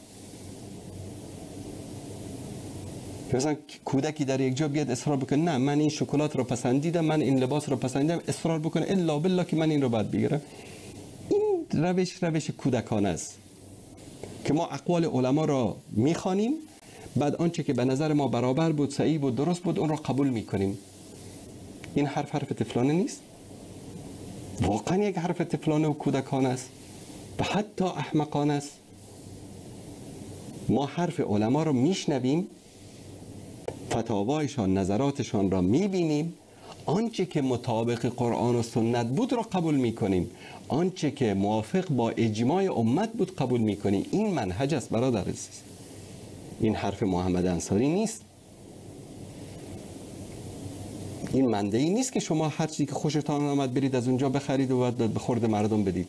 نه، اینجا نظام است، اصول است، ضوابط است، قوانین است. اینجا فقها هستند، مفسرین هستند، محدثین هستند، علمای جرح و تعدیل هستند. این یک قواعد کلی دین است که برای ما علما زحمت کشیدن، وگرنه هر کسی مثل شما می آمد یک چیز رو حلال میکرد، یک چیز رو حرام میکرد بدون قواعد، بدون ضوابط. این واقعا حرف کودکانه است. و این فتوایی که من از ابن حزم ذکر کردم که مادامی که شما اباحت موسیقی رو از ابن حزم میگیرید، خب این رو هم بگیرید. به خاطر چی؟ به خاطر که هر دوی اینها در باب لهو و لعب و ملاحی است. طرف با ناموس مردم میخوای بازی بکنه، تو برو دختر مردم بگی کاملا لخت بکن، بگو من همه جاشو میخوام نگاه بکنم، بخاطر که باش ازدواج بکنم. کسی اینا هست که بخاطر برای محارمش این رو بپسنده؟ مذهب ابن حزم رحمت الله علیه در قضیه ملاحی یک مذهب باطل است و این ردی است که علما بر او کردن، حرفی است که علما گفتن، حرف من نیست. و یک عالم دیگری هم امکان داره در یک بخش خاصی از علوم دین رایش ضعیف باشه. عزیز، من در اینجا هیچ جایی نگفتم که قرضاوی یا حزم یا فلان حرفاشون حرف کودکانه است، بلکه گفتم حرف شما حرف کودکانه است. اونم در جواب همون صحبت‌های خودش که به من گفته بود این نقد شما نقد طفلان است. برادر عزیز، در عربی یک مسئله هست، میگه که کسی که خانه‌اش از شیشه است، خانه کسی رو به سنگ نمیزنه. شما توهین کردید، پس چه توقع داشتید؟ من به شما بگم دست شما درد نکنه، خیلی ممنون، یک دست شاخ گلم خدمتتون. نه، وقتی که توهین کردی، جواب نداشتی، علمی نتانستی دلایلی رو که آوردن پاسخ بدی، اومدی رو آوردی به توهین و اهانت، مثل اون منهج خودت که ذکر کردی، گفتی پیامبر صلی الله علیه و سلم همین کار رو میکردن مشرکین. دقیقاً همون کار مشرکین رو شما انجام دادید. وقتی جواب نداشتی، منطقی نتونستی صحبت‌های من رد بکنیش، میخواستی من رو عصبانی بکنی، بگی که والله چیز است، نقد استاد نقد طفلان است. بعد من گفتم این برداشت شما که ما اقوال علما را میشنویم و هر کدوم که خوش ما آمد اون رو انتخاب میکنیم. این حرف طفلانه است. والا سال اول یک مدرسه دینی کسی درس خوانده باشه این حرف رو نمیزنه. نمیدونن این دانشگاه اسلامی به شما چی چیزی یاد میدن در اونجا. شما برید اصلا هستر عقیدتون رو یک بار مرور بکنید. دین اسلام اصلا ببینید که احکام دین رو چطور ما قبول میکنیم.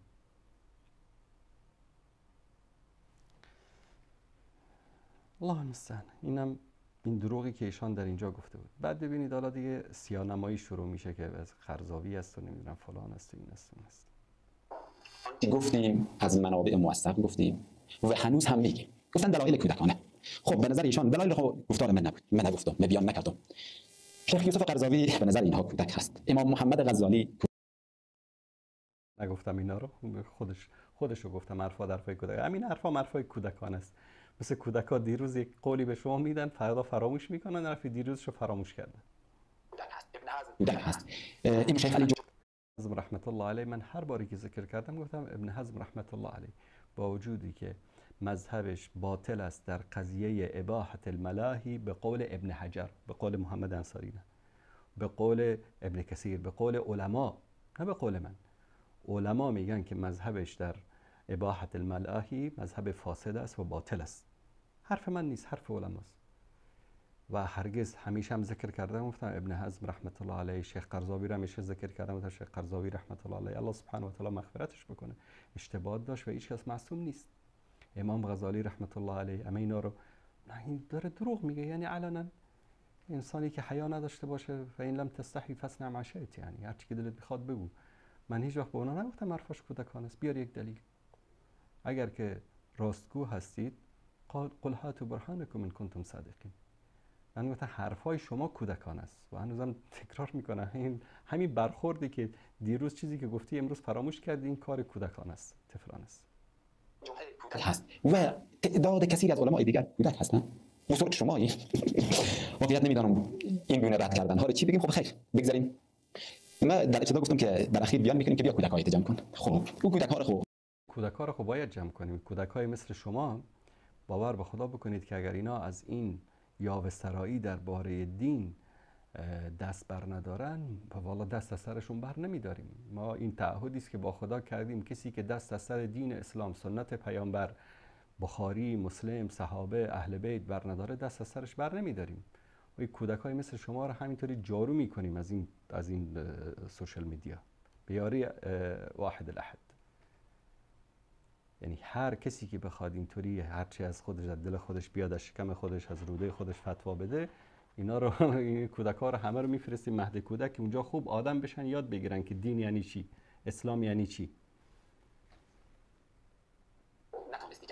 خب روش خریدین چند کودک دیگر رو هم امشب باز به گفته شما معرفی می‌کنیم. بیاین اینها رو گوش بکنین. من لینک عربی این ویدیوها رو هم در دیسکریپشن ویدیو ان شاء الله می‌گذاریم که دوستانی که عربی بلد هستن خود ویدیو رو به صورت عربی ببینن و به صورت خلاصه هم بیان ببینن. اولین ویدیو رو از طارق السویدان می‌بینیم با هم دیگر. این ویدیو رو با هم دیگر می‌بینیم ببینیم که شخصیت چی میگه. يعني احتكاكي مع العلماء الكبار اللي كانوا يزوروننا في امريكا وبدأت ايضا اشوف الادله. لحظه شويه، ما في تعليم بالطريقه اللي هم يعني يذكروها. اول شيء كل الاحاديث كلها ببینید از جایی که دوبله به صورت سریع برای ما ممکن نیست، مفهوم کلی به صورت کلی بیان میکنم، ولی ویدیوی عربی و اصلش رو لینکش رو میگذارم شما میتونید ببینید. ببینید دکتر طارق السویدان میگه از جمله کسانی بودن که موسیقی حرام میگفتن. مطلقاً میگفتن حرام هست. ولی نشستی داشتم در آمریکا با دانشمندان و علما مسلمانی که در آمریکا زندگی میکردن، گفتیم بیایم با هم دیگه بررسی بکنیم. میگه ما وقتی بررسی کردیم صراحت خود در قرآن نداره، موسیقی نداره، تهمت نبندید، در قرآن نداره. آیه لهو الحدیث هست که اصلا وقتی شأن نزولش رو بیان میکنه پیرامون داستان‌های از فارس و روم اینها میاد، پیرامون آنها هست، اصل اساسی نداره.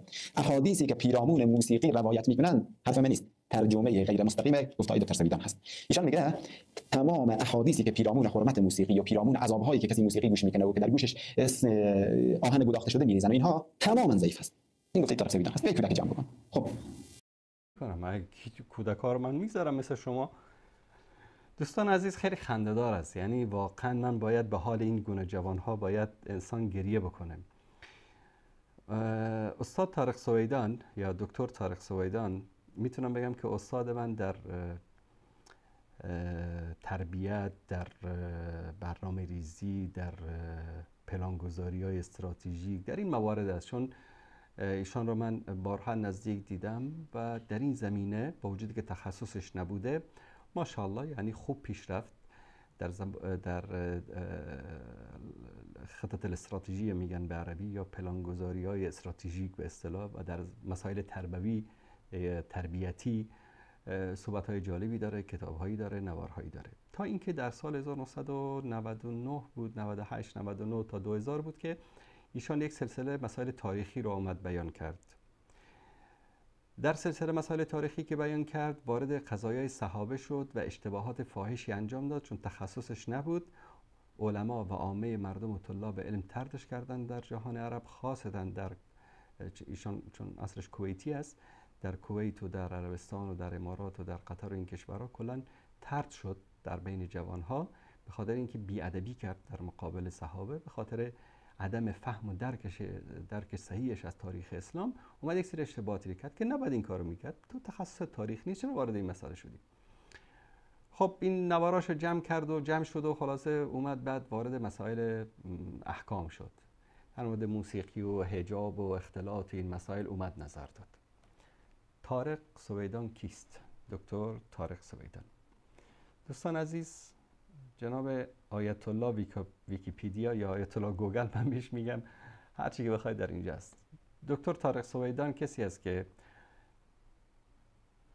بکالریوسش رو در به اصطلاح انجینری پترول از دانشگاه پنسیلوانیا در آمریکا داره. بکالریوسش رو در انجینری پترول، نفت. ماستریش در هندسه الپترول من جامعه تلسا در اوکلاهوما ولایت متحده آمریکا داره. ماستریش در چی است؟ در انجینری پترول، نفت. چطور نفت از زیر زمین بکشن؟ آدم این کودکا رو جمع میکنم برادر عزیز، واقعا جمعتون میکنیم. شما کودکا رو باور کنین، کسایی که این فکرای کودکانه دارن اینا رو جمع میکنیم به یاری الله سبحانه و تعالی. دین محمد صلی الله علیه و سلم مسخره دست هر کودکی نیست. ماستریش هم در مهندسی یا انجینری پترول داره از دانشگاه تسلا اوکلاهوما ولایت متحده آمریکا. دکترا هم در هندسه پترول داره از دانشگاه تسلا اوکلاهوما ولایت متحده آمریکا. هم ماستریشه، هم دکترا و هم بکالریوسش از کجا داره؟ از آمریکا، از دانشگاه‌های آمریکایی در انجینری پترول. بر اینا شده شیخ طارق سویدان عالمی که موسیقی را حلال می‌داند. یک روزم نرفته در تخصصی دین اسلام رو در یکی از دانشگاه‌ها بخونه. من طارق سویدان را از حدود تقریباً 30 سال است که میشناسم. 30 سال. شما شاید اون به دنیا آمده باشه یا نیامده باشه.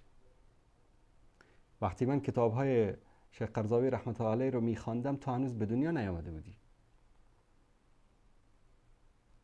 برادر عزیز، دین مسخره نیست که شما مثلا از یک مهندس پترول شما بری مثلا حلیت موسیقی. من میگم ببینید چقدر بی‌حیا هستن اینا و هم فکرانش، همین کسانی که حلال میدانن موسیقی رو.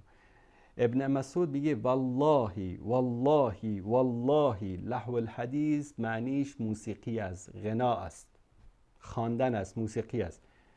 میگه طارق سویدان گفته که بله این احادیث ضعیف است. طارق سویدان برای شما شده عالم. بله عالم است در پترول، در نفت عالم است. در مسائل تربیتی، پلانگذاری یک پروژه بسیار جالبی داشت که من همه این دروسش رو متابعت کردم حدود 20 سال قبل،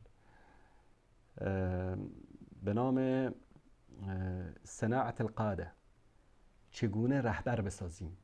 واقعا عالی بود، استفاده کردم. یعنی جالبیش این بود که یعنی بعضی از مسائل رو از سیرت پیامبر صلی الله علیه و سلم ذکر میکرد. اما وقتی که میاد وارد مسائل احکام دین میشه، وارد تاریخ صحابه و به اصطلاح بد گفتن صحابه و اینا وارد میشه، نه اونجا خط قرمز است. جلوش مردم وای میستن و جلوش وایستادن و طردش کردن. امروز کسی به حرفاش به اندازه یک پشه هم اهمیت نمیده در جهان عرب. و تازه برای اینا شده شیخ الاسلام دکتر طارق سویدان. الله متعال حفظش بکنه، الله متعال همه ما را هدایت بده، الله متعال همه ما را حسن خاتمه نصیب بکنه. ایشون برگشت از یک سری صحبت‌هایی که در مورد صحابه کرده بود، بعداً برگشت، مانند عدنان ابراهیم، مانند خیلی دیگه که صحبت‌هایی کرده بودن، بعداً برگشتن وقتی واقعیت‌ها براشون آشکار شد. الله المستعان. یعنی ایشان در حدی نیست که مثلا بیاد شما بیاید به اون چیز کنید. یعنی در مجال نفتی دوستان از اینجا نگاه کنند، همه وظایفش استاد فاکولته علوم و تکنولوژی در کویت، مراقب مثلا انجینری ماشینالات در وزارت نفت کویت، رئیس مجلس اداره شرکت تولید و ساخت ابداع العالمیه، یعنی نوآوری های بین المللی. و هیچ کدوم از اینجا شما مثلا ایشون در مارکتینگ، مثلا در اعلانات، در اصطلاح شناسنامه استراتژیک، در این مسائل کار کرده ایشون. یعنی شیخ الازهر که نیست، یعنی یک فاکولته اسلامی نخوانده. جناب آقا رفته از او برای ما دلیل آورده. شما کودک هستید که دنبال طارق سویدان میرید، کودک نبودید در طارق سویدان شیخ الاسلام علامه دهر درست نمی‌کردید. ما با اینا بزرگ شدیم، میشناسیم اینا رو. ما با کست های اینا، با کتاب های اینا بزرگ شدیم. شما تازه شناختید طارق سویدان. کودک هست. خب این کودک جمع بکن یک. این ویدیو رو ببینید دوستان. خب فعال به گفته همین علی جناب یک کودک دیگر رو هم معرفی می‌کنیم. شیخ شعراوی. انما النبي عليه الصلاه والسلام لما جاء اذا كان ابو بكر قال امدامير الشيطان في بيت رسول الله، يعني لازم تسمع حاجه يعني فراح اینجا شیخ شعراوی هم میآید دقیق داستانی که ما گفتیم در مورد حضرت ابوبکر رضی الله تعالی عنه، وقتی میگه آیا مزامیر در خانه رسول خدا صلی الله علیه و سلم است، پاسخ پیامبر صلی الله علیه و سلم را به طور مفصل بیان میکنه. خب بیا شعراوی جمع کنید. کودکی بوده، نویسنده تفسیر میکنه، دروغ میگه. شیخ شعراوی میاد کلا از همین لهو الحدیث موسیقی رو ثابت میکنه که موسیقی است. اینجا هم تهمت میبنده. یک قسمت شما مردم بیچاره که عربی نمیفهمید، هر چی که گفت میگید بله گپش درست است. الان حرف کامل شیخ شعراوی رو من خدمت شما عزیزان در اینجا مو به مو ترجمه میکنم. ومن الناس من يشتري لهو الحديث. طب نحدد اللهو بقى ايه هو؟ من الناس من يشتري لهو الحديث آیه رو میخونه. میگه در اینجا بخواد ببینیم که لهو الحدیث چیست. والله العلماء قالوا فيه كثير. هل كل شيء يلهي عن مطلوب لله. میگه علما در مورد لهو الحدیث گفتن هر آن چیزی که انسان را از آن چیزی که مطلوب الله سبحانه و تعالی است دور میکنه. و ان لم يكن في ذاته في غير مطلوب الله لهو. طب میگه در ذات خودش لهو هم نباشه، ولکن انسان رو از یعنی گرایش به طرف خدا، رفتن به سوی خدا باز داره، لهو الحدیث است. اذن والناس راح تصلي وواحد قاعد يعمل في مصنعه. صارت الصنعه دي بقت لهو عنه. مثلا میگه الان شما در مسجد نشستی دارید نماز میخوانید، یک نفر دیگه در یک کارخانه نشسته نماز نمیخوانه، داره با ماشینالاتش داره کار میکنه. میگه همین ماشینالاتش لهو الحدیث شد. چرا که این رو از سبیل الله باز داشته، از راه الله سبحانه و تعالی باز داشته. لان دي لها وقت موقوت وديك ما لهاش وقت موقوت. یکی چون که نماز وقتش محدد و در یک وقت معین فرض شده است که باید در اون وقت بیای نماز رو بخوانی، اما برای کار وقت معینی نیست، میتونی هر وقت کار بکنی. يبقى ده برضه ايه لا يبقى لا ما يلهيك عن مطلوب منك. چیزی که انسان را از چیزی که مطلوب الله سبحانه و تعالی باز دارد لهو الحدیث است. وان كان في عند غير المطلوب في زمنه هو عمل كويس. يبقى يزرع، نقول ازرع مش لا. با کاری که در غیر اوقات عبادت امور عادی باشه که مخالفت شرعی نداشته باشه، در اون صورت این لهو الحدیث نیست. نزرع علشان نجيب ايه مزروعات. ام قال لك لا، انما لما تلهيك عن اداء واجب لله بقت هي له. چیزی که تو را از ادای واجبی، از واجباتی که تو در مقابل الله سبحانه و تعالی داری باز بدارد، لهو الحدیث. لهيت بها. وفي لهو حتى وان لم تكن مأمورا بشيء اللي هو العبث اللي قال لك هو ايه عابثی که باشه ولو اینکه در شرع نیامده باشه، لهو الحدیث است، تو را از راه الله سبحانه و تعالی باز بداره. اتكلموا بقى في الغنى. كل العلماء میگه ما میایم در مورد خواندن صحبت میکنیم. اتكلموا بقى في الغنى. كل العلماء ابتدوا يتكلموا في الايه الغنى والمزمار والطبل والرق والمش عارف الايه وبتاع ده، لانهم كانوا بيعملوا كده. میگه همه علما گفتن که این آیت لهو الحدیث در مورد موسیقی و غنا و به اصطلاح همین آلات موسیقی و این چیزا نازل شده. تعالى بقى، العلماء حينما يتكلمون في هذا بيتكلموا كلام محدد. میگه وقتی که یک چیزی رو صحبت میکنن کلام محدد یعنی دقیق صحبت میکنن. يقوم غير اللي بيده يجيز الاشياء ياخد زاويه من كلامهم ويطبقها على غير كلامهم. میگه بعضی از مردم هستن که گوشه ای از کلام یکی از علما رو میگیرن بعد اونو تطبیق میدن در چیزی که غیر مقصود علما بوده، مثل این آقا که تدلیس میکنه. العلماء قال لك ما فيش مانع في الافراح اننا ايه نؤنس بالغنى. میگه مثلا در عروسی‌ها مشکل نیست که غنا در اونجا باشه با شرایطش. والنبي امر به وفي الاعياد مش قال و در عیدها مش قال لابو بكر هذا يوم عيد نحن في يوم عيد. بر صلی الله علیه و سلم میگه به ابوبکر صدیق گفت که ابوبکر بگذارش امروز روز عید است. وقال لهم ابعثوا للمش عارف ليه المغنيات وغنيهم. طيب وايه كمان؟ هم قال لك كذلك الاعمال الشاقه. وقتی که مثلا در کارهای سخت باشه مثل حفر خندق، حالا این حفر خندق ایشون نگفت من دارم میگم، کارهای شاق باشه يقعدوا ينشدوا، ولذلك تلاقي كل جماعه بيعملوا اعمال شاقه ايه؟ نشيد. سرود، نشید در عربی یعنی سرود. میگه کار شاق میکردن مثل حفر خندق که روایت هست که پیامبر یک چیزی میخواندن صحابه جواب میدادن، صحابه میخواندن پیامبر صلی الله علیه و سلم جواب میداد. در این صورت مباح است. نشید ده بيعمل ايه؟ يطربوا انفسهم فيلهيهم عن متاعب العمل. این سرود خواندن سبب میشد که این سختی کار رو فراموش بکنن، این خستگی کار رو فراموش بکنن و نشاط برایشان ایجاد شود. المرأة اللي عمالة تهني ولدها وتغني له لو انكحنا باب جارية خدبا مكرمة محدة تجب أهل الكعبة مثلا.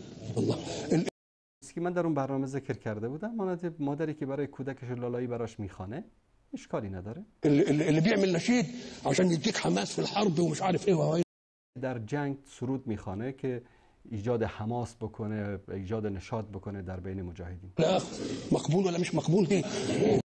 مقبول هست یا نیست؟ بله مقبول است. إذا مقبول إذا كل شيء له غرض نبيل نيجي که برای یک هدف مقدسی باشه، به خاطر یک هدف مقدسی باشه، او جایز است. غناء بس مش هو الوحش. النص من غير غناء إن أهاج غرائزا حرام. هر غنایی که موسیقی که غریزه ها را تحریک بکند حرام است. این حرف شعراوی است رحمت الله علیه. میگه هر نصی که، هر غنایی که، هر موسیقی که غریزه ها را تحریک بکند حرام است. حالا از بین همه خواننده ها و موسیقی هایی که هست، زن و مردش، کدام اینها مثلا اومدن یک بیتی میخوانن که غریزه جنسی زن یا مرد را تحریک نمیکنن؟ مگه کل خواندن اینا از قد و بالا و چشم و ابرو و کمر و میان و پشت و فلان اینا نیست؟ مگر اینا غریزه های مردم رو تحریک نمیکنن؟ همین حرفا رو داره در زیر همون آیه میکنه که این جناب عالی میگه که اصلا این آیه در مورد موسیقی نیست. و دروغ میبنده به شیخ شعراوی رحمت الله علیه. ليه؟ قال لك لأن الله يعلم أن طبيعة الغرائز في الإنسان اسمها غريزة. غريزة لها عمل في ذاتك وتفاعل من غير أي حاجة. غریزه ها در انسان وقتی تحریک میشه این یک چیز تفاعلی است، یعنی انسان یک چیزی رو میشنوه، یک چیزی رو میبینه، این غریزه در انسان تحریک میشه. فما تهيكش الغريزة بغير طاقة الغريزة. فما تقولش بس الغناء. قول النص نفسه من غير غناء. تا نصی که میگه بدون موسیقی باشه، با موسیقی باشه که تحریک میکنه، بدون موسیقی هم مثلا شعری باشه، ترانه‌ای باشه که در اون مسائل تحریک جنسی باشه، وصف گل روی یک زنی باشه، وصف یک چیز جنسی باشه از یک زنی، از یک مردی، این حتی هم میگه اگر موسیقی هم نداشته باشه حرام است. إن أهاج غرائز الناس يبقى باطل. های مردم رو، غریزه های مردم رو به حرکت در بیاره باطل است. يتشبب بالمش عارف ايه الواحده ويصف جمالها ووسطها وشعرها وعينيها ومش عارف ايه وبتاع ويقعد يتكلم عنها مما يريد حتى من میگه این که بیاد موی یک زن رو، چشم یک زن رو، ابروی یک زن رو با موسیقی یا بدون موسیقی وصف بکنه این حرام است و باطل است. غير غناء فاذا ما غني بتكسر برضه يزداد، يبقى مره يبقى النص نفسه محرم. حتی همون نصی که خوانده میشه، همون نصی که نوشته میشه، اونم حرام است. این که خوانده میشه و با موسیقی که این حرام در حرام است. ومره يبقى تلحينه المبني على التكسر والبتاع محرم. کسی که این را لحن گذاری میکنه، الحانش رو آماده میکنه، کسایی هستن نه که یکی خواننده است، یکی شاعر است، شاعر است، یکی کسی که الحان رو آماده میکنه، حتی اینش حرام است. والاداء نفسه مبني لانه يستعمل غير الصوت اشياء اخرى، يروح مهزوز بقى من تحت ومن فوق ويعمل و با این موسیقی بالا میره و پایین میره و خلاص این حرکت هایی که انجام میده. الله بقت معجنه هي ولا ايه؟ الحكايه بتاعتكم. يبقى اذا لازم این قسمت رو یک بار دیگه گوش کنیم. من فوق ويعمل بقى الله بقت معجنه هي ولا ايه؟ الحكايه بتاعتكم. يبقى اذا لازم الانسان المؤمن هيوضع الحد النص. انسان مؤمن میگه باید در مقابل حدود الهی بایسته، در مقابل نصوص الهی بایسته. الذي يخرج الانسان عن وقاره وعن رزانته محرم. النص نفسه، هر نصی، هر موسیقی، هر خواندنی که انسان رو از آلت وقارش خارج بکنه حرام است. گوش کنید خوب اینجا رو. فاذا اضيف للنص لحن متكسر يبقى محرم مرتين. وقتی که با این نصی که یک متنی که هست به این یک لحن اضافه بشه، یکی مثلا میگه که علا گلدانه دانه دانه، مثلا امیر کسی لحن بهش میده، با لحن خواننده میخوانه، نه میگه این دو بار حرام شد. یکی خود نص حرام است، یکی این که لحن اضافه شد حرام است. اذا اريد له اداء مهيج بحيث يستعمل في شيء غير الصوت، بحيث تستعمل الايادي والعينين والمش عارف ايه والوسط والبتاع والحاجات اللي زي دي، تبقى بقت ايه؟ يبقى اذا انت الحكم في كل ذلك. انما مثلا في الافراح وقتی که با حرکات و رقص و موسیقی این چیزا اضافه بشه، مانند در بعضی حفلات و در بعضی جاها که میبینید مثلا بتبقى مره يعني يهنوا للبت يبسطوها. مثلا في الاشياء اللي قلناها الحداء، النبي ما قالش انجشت رفقا انجشته بالقوارير، رفقا انجشته بيحدي الجمال. رسول الله صلی الله علیه و سلم میگه که حالا امروز مردم میان اینو در حفلات و در اینجا در هر جای میخوانن و زنها میخوانن و باز پیامبر میگه زنها رو به چی؟ به قواریر، به بطری های شیشه ای به اصطلاح تشبیه کرده، یعنی از نازکی و از شکنندگیشون. يوم الجمال ساعه ما تسمع صوت الايه الحلو تنشط في السيل، لما تنشط في السيل الهودج ايه؟ يتحرك، لا يتحرك الستات اللي جوه يطقشوا ببعض. میگه که وقتی که مثلا شما تصور کنید این زن بیاد با این وصفی که هست این بخونه، رقصم بکنه، خواندنم بکنه، بعد میگه همه مردم رو به حرکت در میاره. فالنبي قال القوارير ما تستحملش الحكايه دي، وسمى المراه ايه؟ قاروره، يعني من اللطف ومن الدقه والى اخره. فاذا ما نقعدش بقى ندخل في متاهات هنا حرام ولا حلال والموسيقى مش عارف ايه وبتاع. والله يا سيدي كل واحد حكم في نفسه. النص ان اهاج واخرج عن الوقار، الا ما بتشوفش ناس في الخارج محترمين. مثلا میگه ببینید این که حلال است و حرام است، هر کس به سر و کلم دیگه میزنه. هر نصی که، هر موسیقی که، هر خواندنی که انسان رو از وقار خودش خارج بکنه، این رو قاعده قرار بدید میگه حرام است. ومراكز كويسه قالوا يقعد يسمع مثلا واحد بتغني يروح ماسك لها الواحد. میگه مثلا انسان محترمی است از خونه خارج شده خیلی با وقار چیز، یا میبینه که کسی داره خواندن میکنه، یک کمی حرکت میکنه، شانه‌اشو دستاشو، میگه همین حرکتی که این داره انجام میده آیا این رو از وقارش خارج کرد یا نکرد؟ مش هو ده اللي بيحصل. مگر همیشه نمیشه میگه در این موسیقی، در این محافل موسیقی این چیزا که هر کسی یک جاشو تکون میده؟ خرج عن وقاره ولا ما خرج؟ آیا این انسان از وقارش خارج میشه یا نمیشه؟ خرج عن وقاره. خارج شد از وقارش. مفهوم ولا لا؟ فدي مسألة كل واحد يبقى حكم فيه. این چیزی است که انسان در این حد باید بایسته. انما النبي عليه الصلاه والسلام لما جاء اذا كان ابو بكر قال امدامير الشيطان في بيت رسول الله، میگه وقتی که ابوبکر صدیق آمد گفت ببین فرق بین عالم و بین جاهل چطور با ابوبکر صدیق رضی الله تعالی عنه برخورد میکنه. میگه آمد در خانه رسول الله صلی الله علیه وسلم، فرمود که امزامیر شیطان فی بیت رسول الله، یعنی صداهای شیطانی در خانه رسول الله. يعني لازم تسمع حاجه يعني. فراح بده انهارهم قال له دعهم احنا النهارده عيد معلش يعني. گفت بابا ولشون کن، امروز عید است. یعنی رد نکرد حرف ابوبکر رو، رد نکردن حرف ابوبکر رو، فقط گفتن ولش کن امروز روز عید است. ولذلك ايه يقول لك روعوا القلوب ساعه بعد ساعه، مش تعملوها بقى وجبات. یعنی دلهای خودتان رو هر چند وقتی یک بار شاد بکنید و استراحتی بهش بدید، نه اینکه مثل غذا استفاده بکنید. وجبات یعنی مثل غذا صبح ظهر شب موسیقی گوش بکنید. الوجبات معناها انها اشياء ملحه يعني ويبقى لها مش عارف. اذا المساله مش عايزه اننا نقعد نتفلسف ونقول لك الغنى والآلات ومش عارف ايه. نشوف كل شيء يخرج الانسان عن سمت اعتداله ووقاره يبقى حرام. میگه حالا دنبال این فلسفه بازی ها نگردید که یکی میگه حلاله، یکی میگه این، یکی میگه اون.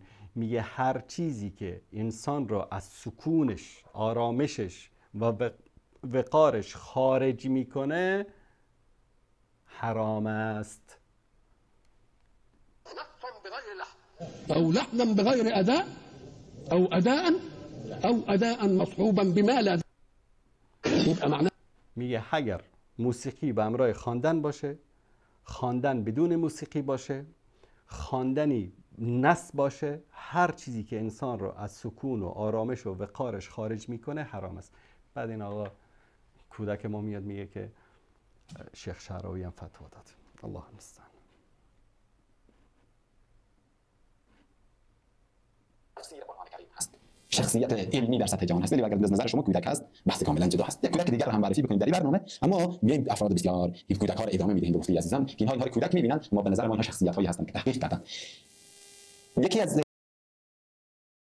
واقعا کودک، یعنی من باور کنید با شیعه خیلی بحث کردم، با انسان‌های خیلی جاهل شیعه مانند علی شریفی بحث کردم که شاید دیده باشید، اما باور کنید که تا هنوز یعنی یک کودکی به این شکل ندیدم در بین اینها. یعنی من که اونا رو کودک نگفتم، من تو رو کودک گفتم. بابا جان شما برادر عزیز، عقلتون، فکرتون، ادایتون، صحبتاتون، انتقاداتتون، روشتون روش کودکانه است. اگر عربی نمیفهمی لااقل ببرم اون کلیپای شیخ شعراوی رو پیش یک نفری که عربی بلد است، ایشون چون به لهجه مصری صحبت میکنه، ببر پیش. وانگهی به خدا قسم اگر شیخ شعراوی رحمت الله علیه موسیقی رو حلال بدانه، موسیقی حلال نمیشه برادر عزیز. چون شیخ شعراوی یک واعظ است، یک واعظ است، خطیب است، خطیب. ما با تفسیر شیخ شعراوی من بزرگ شدم، با تفسیر شیخ شعراوی بزرگ شدم. خاصا در رمضان ها قبل از اذان صبح 1 ساعت کلا تفسیر شیخ شعراوی رو گوش میدادم. خیلی نکات مهم، خیلی دروس تربیتی زیبایی رو بیان میکنه. اما ایشان یک خطیب است، عالم نیست. فرق نه اینا معیار ندارن برادر عزیز. خواهران گرامی، برادر معیار ندارن. هر چه پیش آمد برای اینها عالم است، فقط بر اساس هوا و هوس اینا اگر که صحبت بکنن. مفتی های جامعه الازهر مصر میایم با هم دیگر میبینیم ویدیوش. لینک ویدیو هم میگذارم، شما میتونید ببینید. بس انا ليا وقفه لطيفه كده. ايوه عند سؤال الاخ الكريم، هو بيقول انا عايز دليل من القران مش من الحديث. شیخ احمد ممدوح امین الفتوا ممدوح ایشون خودش موسیقی رو حلال نگفته، میگه که ازهر مصر فتوا داد. ازهر مصر فتوا داد که انقلاب سیسی بر حق است. قبول میکنید؟ ازهر مصر فتوا داد که شیعه مذهب پنجم اسلامی است. قبول میکنی؟ ازهر مصر فتوا داد که ربای بانکی حلال است. قبول میکنی؟ این چه منطقی است که شما دارید اخی؟ رئیس بخش فتوای دانشگاه ازهر بر اینا شده عالم دین. میگم ابن مسعود، ابن عباس، ابو هریره، رسول الله صلی الله علیه و آله و سلم، الله متعال، بخاری، مسلم، ابن حجر، ترمذی، نسائی، ابو داود، میگه که رئیس دارالافتای ازهر. حالا این کودک رو من چطور بفهمانم الفبای دین رو؟ واقعا موندم. المصریه ایشان هم میان در مورد موسیقی صحبت میکنن. در مورد اختلاف هست، اختلاف دیدگاه هست. حال اگر به طور مطلق هیچ عالمی نمیگه، اما اگه شرایط خاصی داشته باشه که نزدیک به فحشانش مشکلی نداره، این ویدیو رو هم شما ببینید، متن عربیش با تلفظ عربیش این رو هم ببینید. فکر می‌کنم در این برنامه تعداد کوتاهی که به گفته همه بزرگواران خود بر پروین ادامه ندم بهتر هست، به گفته اینها ببینید اینها رو جمع بکنن. یک نفر نیست. ببینید باور بکنید شما نظریات علما رو ببینید بررسی بکنید، یک نظریه دو نظریه نیست. اینها سبک گرفتن موضوع. آن چیزی خدا حرام نکرده، پیامبرش حرام نکرده، شما کی هستین که حرام میکنید؟ کمی در صحبت‌های خود دقیق باشیم. ما به طور مطلق رو راست ما هم مجامله با افراد نداریم. ما میفهمم مشکل در کجا هست. مشکل در این هست عزیزم، من همین موضوع قبلا حال دانسته یا نادانسته نظریات این علما رو بیشتر برجسته سازی کردم. حال مشکل اینها رو شما گوش بکنید.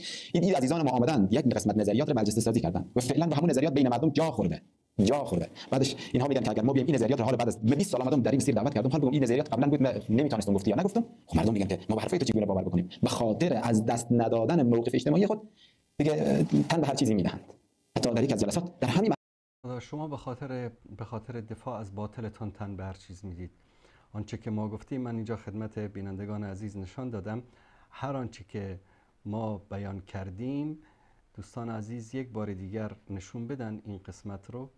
من احادیث زیادی رو از ترمذی در حدیث صحیح در بین امت من خسف و مسخ و قذف میاد و مردی از مسلمان ها میگه یا رسول الله چه وقت میشه؟ میگه که اذا ظهرت القیان و المعازف و شرب الخمر، وقتی که خواننده ها و به اصطلاح موسیقی و شرابخوری در بین امت هم شود. صحیح ترمذی، حدیث دیگر از نیل الاوطار شوکانی یا شعب الایمان بیهقی.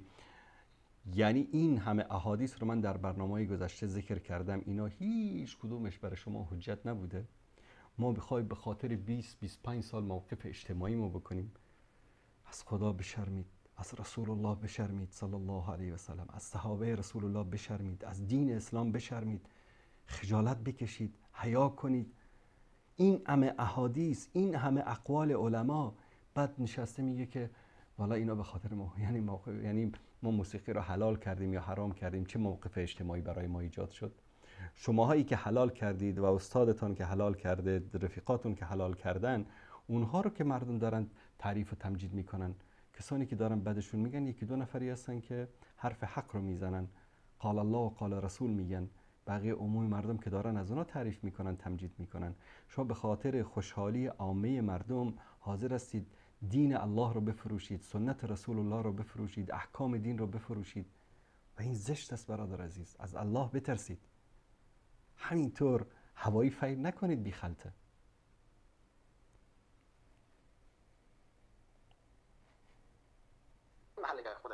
عالی جنابان هستن گفتن یک جلسه بود علما نشسته بودن، علما بزرگ، بحث شد در مورد همین موسیقی با همین شرایط خاصی. گفتن همین چرا به مردم بیان نمیکنید؟ کی بگه؟ یعنی در جلسه میان علما همین حرف میان میاد. کلمه نام نمیبرم، نام بردن خوب نیست، ورنه مستند از داخل همون جلسه برای ما گفته میشه. چه کسی جرأت بیان کردن داره؟ من 20 سال 30 سال اومدم این بحث رو به این بخش بیان میگه، اما کسی که به تو هم گفته دروغ میگه، خودت هم داری دروغ میگی. همچین جلسه‌ای در پیش ما نبوده، من حداقل در همچین جلسه‌ای نبودم و علمایی هم که ذکر میکنن که در همچین یک جلسه‌ای باشن، تا جایی که من از جلساتی که در اینجا از خبر دارم هیچ کس همچین حرفی نزده و اگر کسی همچین حرفی زده از همین جمعیت اصلاح دانشگاه سلام و از هم فکران خودتان هست. از یک قماش هستید همه‌تان از یک قماش هستید. تهمت نزنید به کسی. نه همچین جلسه‌ای بوده و نه کسی. باور کنید در همون جلسه‌ای که ما هم فکران شما آمدن همیشه با بدترین الفاظ، با تندترین الفاظ ما جوابشون رو دادیم. در امور دینم با هیچ کس مجامله نداریم، هر کسی هم که میخواد باشه. هم جلسات داشتن و فلان داشتن. چه حال بیان و من نظریات جدیدی رو حال بیان بکنم؟ اعتبار من نمیتونم. من از ترس از دست دادن جایگاه خود متاسفانه بازی میکنم و باز تهمت هم به ما و به دوستان دیگر میزنن. مسیر خود را مستحکم ادامه میدهیم، مستحکم به ریسمان الله جنگ میزنیم. هم باطل رو همینطور در بین مردم ترویج میدهیم، مستحکم اصلا حرف الله و رسول رو گوش نمیدهیم. همین است معنی، یعنی انسانی که واقعا بخواد که در مسیر باطل پافشاری بکنه همین است. ادامه بدید.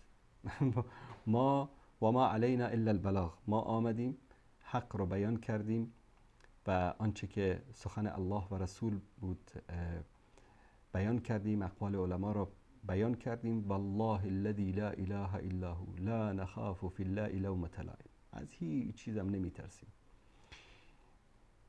خواه دلتون میخواد پند بگیرید، دلتون میخواد ملال، این اختیار با شماست. مستحکم در مسیر پیامبر صلی الله علیه و سلم میرویم. مستحکم است پیامبر.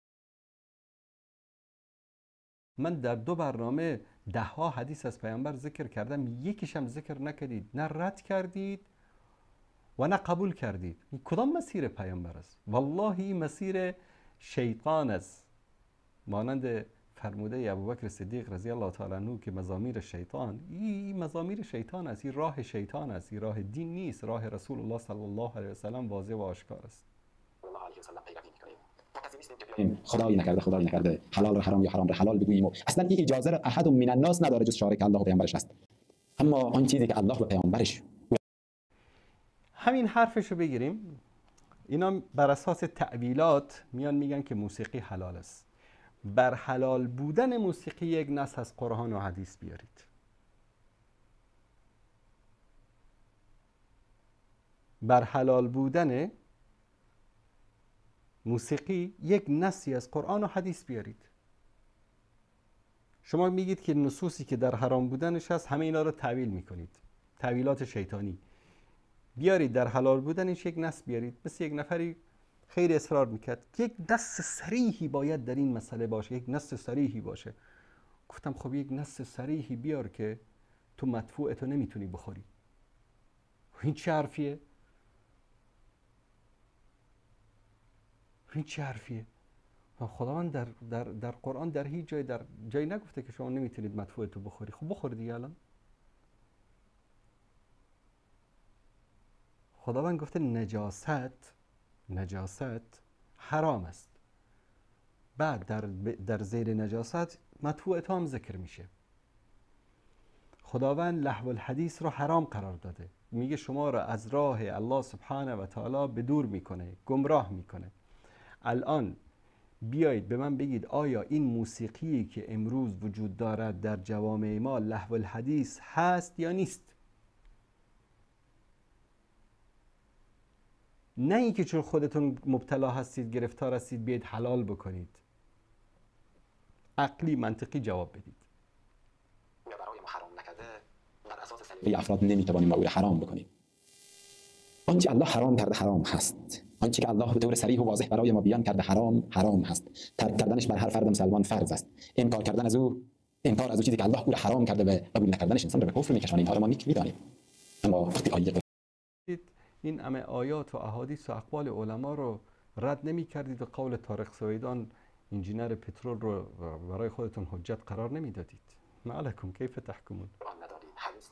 لطفاً مباحث اختلافی که علما در اختلاف نظر دارند و اون چیزی که در باب اختلاف و در میان اختلاف قرار گرفت او از جایگاه قدرتش گاهیده میشه. حالا اگر حرام هم باشه، حرامش میاد درجهش پایین‌تر به مکروه و به اینها میرسه. اینها رو شما اگر میدانید که خوب است، اگر نمیدانید لطفاً مطالعه کنید. امیدوارم یک روزی بشه دوستان و عزیزانی که میآیند همیشه از حیله‌های سیاسی و از ترفندهای سیاسی استفاده نکنند. حیله‌های سیاسی، ترفندهای سیاسی، قضیه رو برادر، قضیه قرآن و سنت از سیاسیش نکنید. حیله و ترفند سیاسی نیست. قضیه قرآن و سنت است. قضیه حلال و حرام است. حلال الهی رو حرام نکنید، حرام الهی رو حلال نکنید. از خدا بترسید و با دین خدا بازی نکنید. الله سبحانه و تعالی همیشه به ما نصیحت میکنه که ما باید با دین الله سبحانه و تعالی بر اساس هوا و هوس خودمون بازی نکنیم. من این رو بیارم برای شما.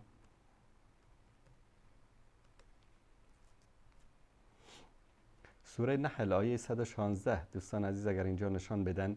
ولا تقول لما تصف ألسنتكم الكذب هذا حلال وهذا حرام لتفتروا على الله الكذب إن الذين يفترون على الله الكذب لا يفلحون. میگه و چیزی را که زبانتان به دروغ توصیف میکند نگویید که این حلال است و این حرام است، شما اقوال همون علما رو که ذکر کردید در ویدیو اولتان برگردید، به خاطر این دلیلی که شیخ علامه ابن حزم گفته پس موسیقی حلال است. ما فراموش نکردیم حرفاتون. تا بر الله افترا ببندید.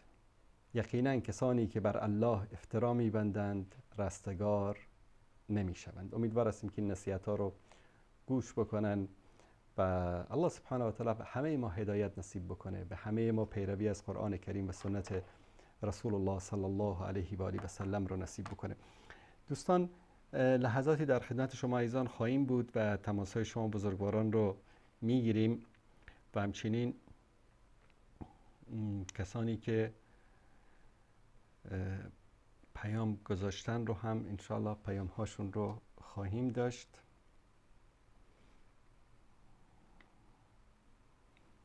بیننده عزیز سلام علیکم، بفرمایید. سلام علیکم. علیکم السلام و رحمت الله و برکاته. سلامت باشید، بفرمایید. سوالی داشتم. بفرمایید. درباره این مثلا هفته وحدتی که مثلا تو ایران برگزار میشه، اینا رایج هست نیست؟ جریانش چجوریه؟ والا من بارها در این مورد صحبت کردم که ما چیزی به اسم وحدت نداریم. معنی وحدت بین شیعه و سنی به معنی این است که وحدت ما وقتی میتوانیم بگوییم که من سنی عقیده شیعه را قبول بکنم یا شیعه عقیده من را قبول بکند، در آن صورت ما وحدت میتوانیم در بینمان ایجاد بکنیم. بلکه اینها سالهاست اهل سنت رو به نام هفته وحدت فریب میدن. در حقیقت بین شیعه و سنی ما میتوانیم بگیم که همزیستی مسالمت آمیز، تو برادر شیعه من سنی، در یک کوچه، در یک شهر، در یک کشور در کنار هم میتوانیم زندگی مسالمت آمیز داشته باشیم.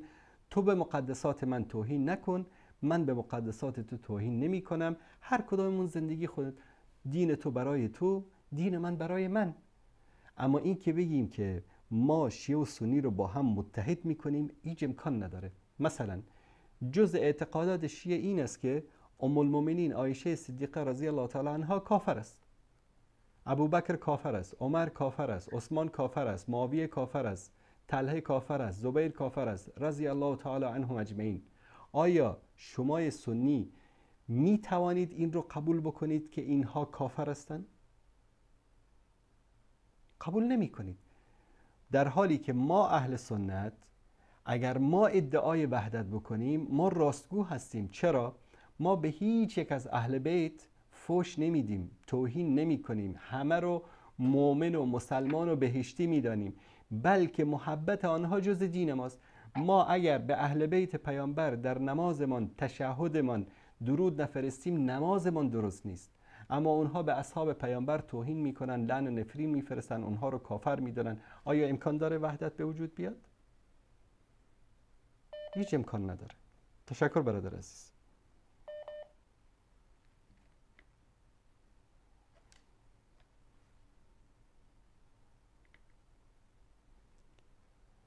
السلام علیکم و رحمت الله. علیکم السلام و رحمت الله و برکاته. استاد عزیز خدا کنه جور سلامت باشین. سلامت باشید شما. استاد من یک کلیپ براتون امروز روان کردم و در یک برنامه قبلی تانم براتون من گفتم که در تلویزیون آریانا یک برنامه از به نام فروغ هدایت.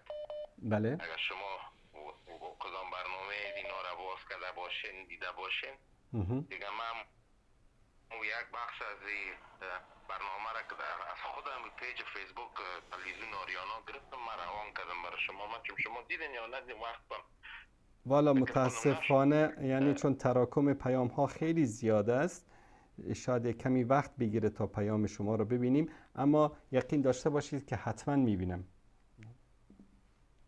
درست نیست صادقا اون رو خب میفهمم که میبینین اوینجا من نام زیاده من نمیکنم که چی است نامش. یکی دیگه شم من میشناسم به نام مولوی شمس الرحمن فروتن که تا جایی که استاد ما در پشت از این نماز خوندیم و در نمازهای جمعه در تبلیغایش همیشه همین بود. استاد یه آدم خوبه است اما این کس دیگه کسی نامش من تا نمیفهمم این نو پیدا شده. اگر اجازه تان باشه استاد برای 50 ثانیه سی ویدیو مامور یک دفعه چالان کنم مامور شما بشنوین. بفرمایید. این استاد شما بشنویم اگر صدا میرسید. سلام علیکم. علیکم السلام. بگید یک دو سوال دارم. مهربانی بشنم بگو. بگید وقتی که هستم در یک دختر عاشق هستم. خب حالی مادرم میگه مادرم میگه این دختر اگر بگرفتی میگه من شیر خود برای نمیبخشم. میگه دیگه هر که تو زن این دختر رو نگی. چه مشکل داره این دختر؟ هیچ مشکل ندارم. مولوی صاحب مادرم میگم بینمی که اپر آسان است میگم من شیر خود برای نمیبخشم. گوش کو این دختر کلان مشکل داره. کلانترین مشکلش این نیست که مورد پسند و مورد تایید پدر مادرتون است. از این کلان مشکل دیگه کجا باشه؟ حالا این تو والدتر میگه پیش تابت نمیشه. گوش کی بدره. امی دل تو هر چیزی میخواه. حالا یک دوار نشان بده که شنیدین استاد عزیز؟ بله در موردش صحبت میکنم انشالله. در موردش صحبت میکنم برادر عزیز. اگر کدام آیت است یا کدام حدیث روایت چیز است شما میره بفرمایید بگوین. به خاطر از این استاد از دان علمایی که ما شنیدیم وقتی که در نکاح رضایت طرف وجود نداشته باشه یک طرف قبول کنه یک طرف قبول نداشته باشه اما زمانه مجبورش کرده باشه که تن به ازدواج بده این خود نکاحش باطل است. در این مورد اگر شما اگر روایت وجود داره یک حدیث وجود داره شما برای ما بفرمایید. دیگه تشکر استاد که زنگم جواب دادی. سلامت باشه. این حرفی که این مولوی صاحب میزنه در اینجا کلا یک حرف باطل است. این حرف باطل است. الله سبحانه و تعالی برای ما یک حدودی رو در اطاعت از والدین برای ما حدود تعیین کرده. و قضا ربک الا تعبدوا الا ایه و بالوالدین احسانا. به والدینتون احسان کنین. و این جاهدک ان تشرک بی ما لیس لک به علم فلا تطعهما و صاحبهما فی الدنیا معروفا. نیکی به پدر و مادر، احسان به پدر و مادر این نیست که تو در هر چیز از اونا اطاعت بکنی. در این آیه صریح میگه اگر که از تو یک عمل شرکی رو خواستن تو از آنها اطاعت نکن اما با اونها به نیکی رفتار کن. لا طاعت للمخلوق فی معصیت الخالق. در جایی که معصیت الله سبحانه و تعالی باشه انسان نباید از هیچ مخلوقی پیروی بکنه. پدر و مادر اگر مخالفتشان برای ازدواج مخالفت شرعی و دینی باشد، یعنی بر دینش، بر اخلاقش، بر نسبش، بر اموری که متعلق به دین و دینداری طرف باشه عیبی داشته باشن، اینجا بر حق هستن، باید بیان بکنن و فرزندم باید اطاعت بکنه، چون که در اینجا مسائل شرعی است. طرف بد اخلاق است، طرف نماز نمیخوانه، طرف روزه نمیگیره، طرف شعائر دین رو زیر پا میگذاره، این دلایل پدر و مادر است. سمعا و طاعتا، چرا که در اینجا این طرف دلیل شرعی داره. اما نه، هیچ دلیل شرعی ندارن، فقط به خاطر هوا و هوس خودشون یا به خاطر مسئله شخصی خودشون. نه، در اینجا اطاعت از پدر و مادر در اینجا واجب نیست، اما نیکی و احسان واجب است، فرض است. یعنی چی؟ اگر امکان این باشه که شما در فتنه نیفتید، در گمراهی نیفتید و به زنا به فساد آغشته نشوید، یا که در روح و روان شما تاثیر منفی نگذارد، از این دختر صرف نظر بکنید، با کسی دیگری ازدواج بکنید، چه بهتر اگر همیشه. اما نه، در حدی است که نه، او هم شما رو دوست داره، شما ما رو دوست دارید، هیچ مشکل شرعی هم نداره. در اینجا پدر و مادر هم هیچ دلیل شرعی ندارن برای اینکه مانع از این ازدواج شوند. در اینجا اطاعت از نگاه شرعی واجب نیست، اما از نگاه عرف و جامعه فرق میکنه. مثلا در افغانستان کسی از پدر و مادرش در امر ازدواج و اینا اطاعت نکنه، از خونم میکشن، آقش هم میکنن، تردش هم میکنن، در به درش میکنن، از میراث هم محروم میکنن. خب این مشکلات متاسفانه به خاطر جهل و نادانی در بعضی جوامع هست. این چیزها رو به خاطر همین باید انسان در نظر بگیره و اینو میطلبه که ما پدرانمان، مادرانمان، زیردستانمان، بزرگانمان رو با دلیل، با منطق، با قرآن، با حدیث امراشون صحبت بکنیم، قانعشون بکنیم که اصرار بیجا و بدون دلیل و غیر شرعی در بعضی موارد به خاطر خواسته های نفسی و شخصی خودشون نکنند.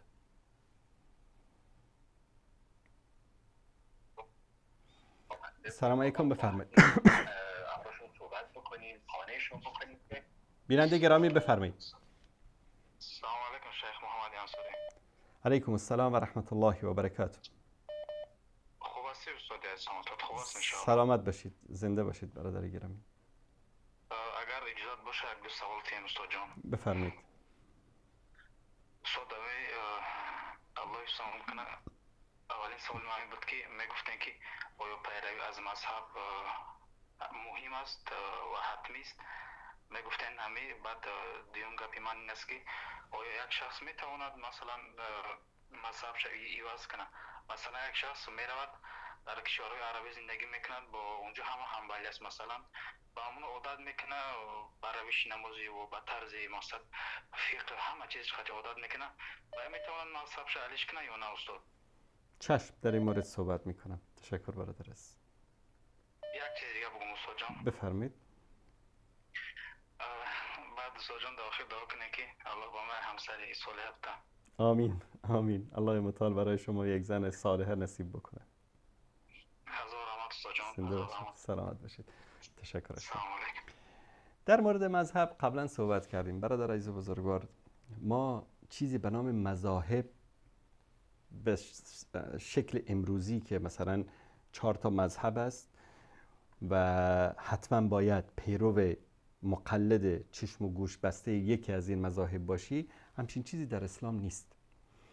حتی اصحاب همین مذاهب، امام شافعی، امام مالک، امام احمد، امام ابو حنیفه رحمت الله علیه مجمعین، همچین چیزی رو نگفتن. در بین اصحاب رسول الله صلی الله علیه و سلم برداشت های فقهی که از بعضی از مسائلی که در قرآن و سنت نبوده رو میگفتن مذهب فلان صحابی، میگفتن مذهب ابن عباس، مذهب، یعنی راه و روش. معاذ بن جبل رسول الله صلی الله علیه و سلم به طرف یمن فرستادن. گفتن یا معاذ به چه چیز حکم میکنی؟ گفت به کتاب الله. اگر موضوعی پیش آمد در کتاب الله نبود، گفت به سنت رسول الله. فرمودن که اگر موضوعی پیش آمد که نه در کتاب الله بود و نه در سنت رسول الله، به چی حکم میکنی؟ گفت اجتهاد میکنم در سایه قرآن و سنت. دست مبارکشان را به سینه معاذ زدن، گفتن الحمدلله الذی وفق رسول الله. شکر اللهی را که پیامرسان پیامبر الهی را توفیق داده که از پیامبر پیروی بکند.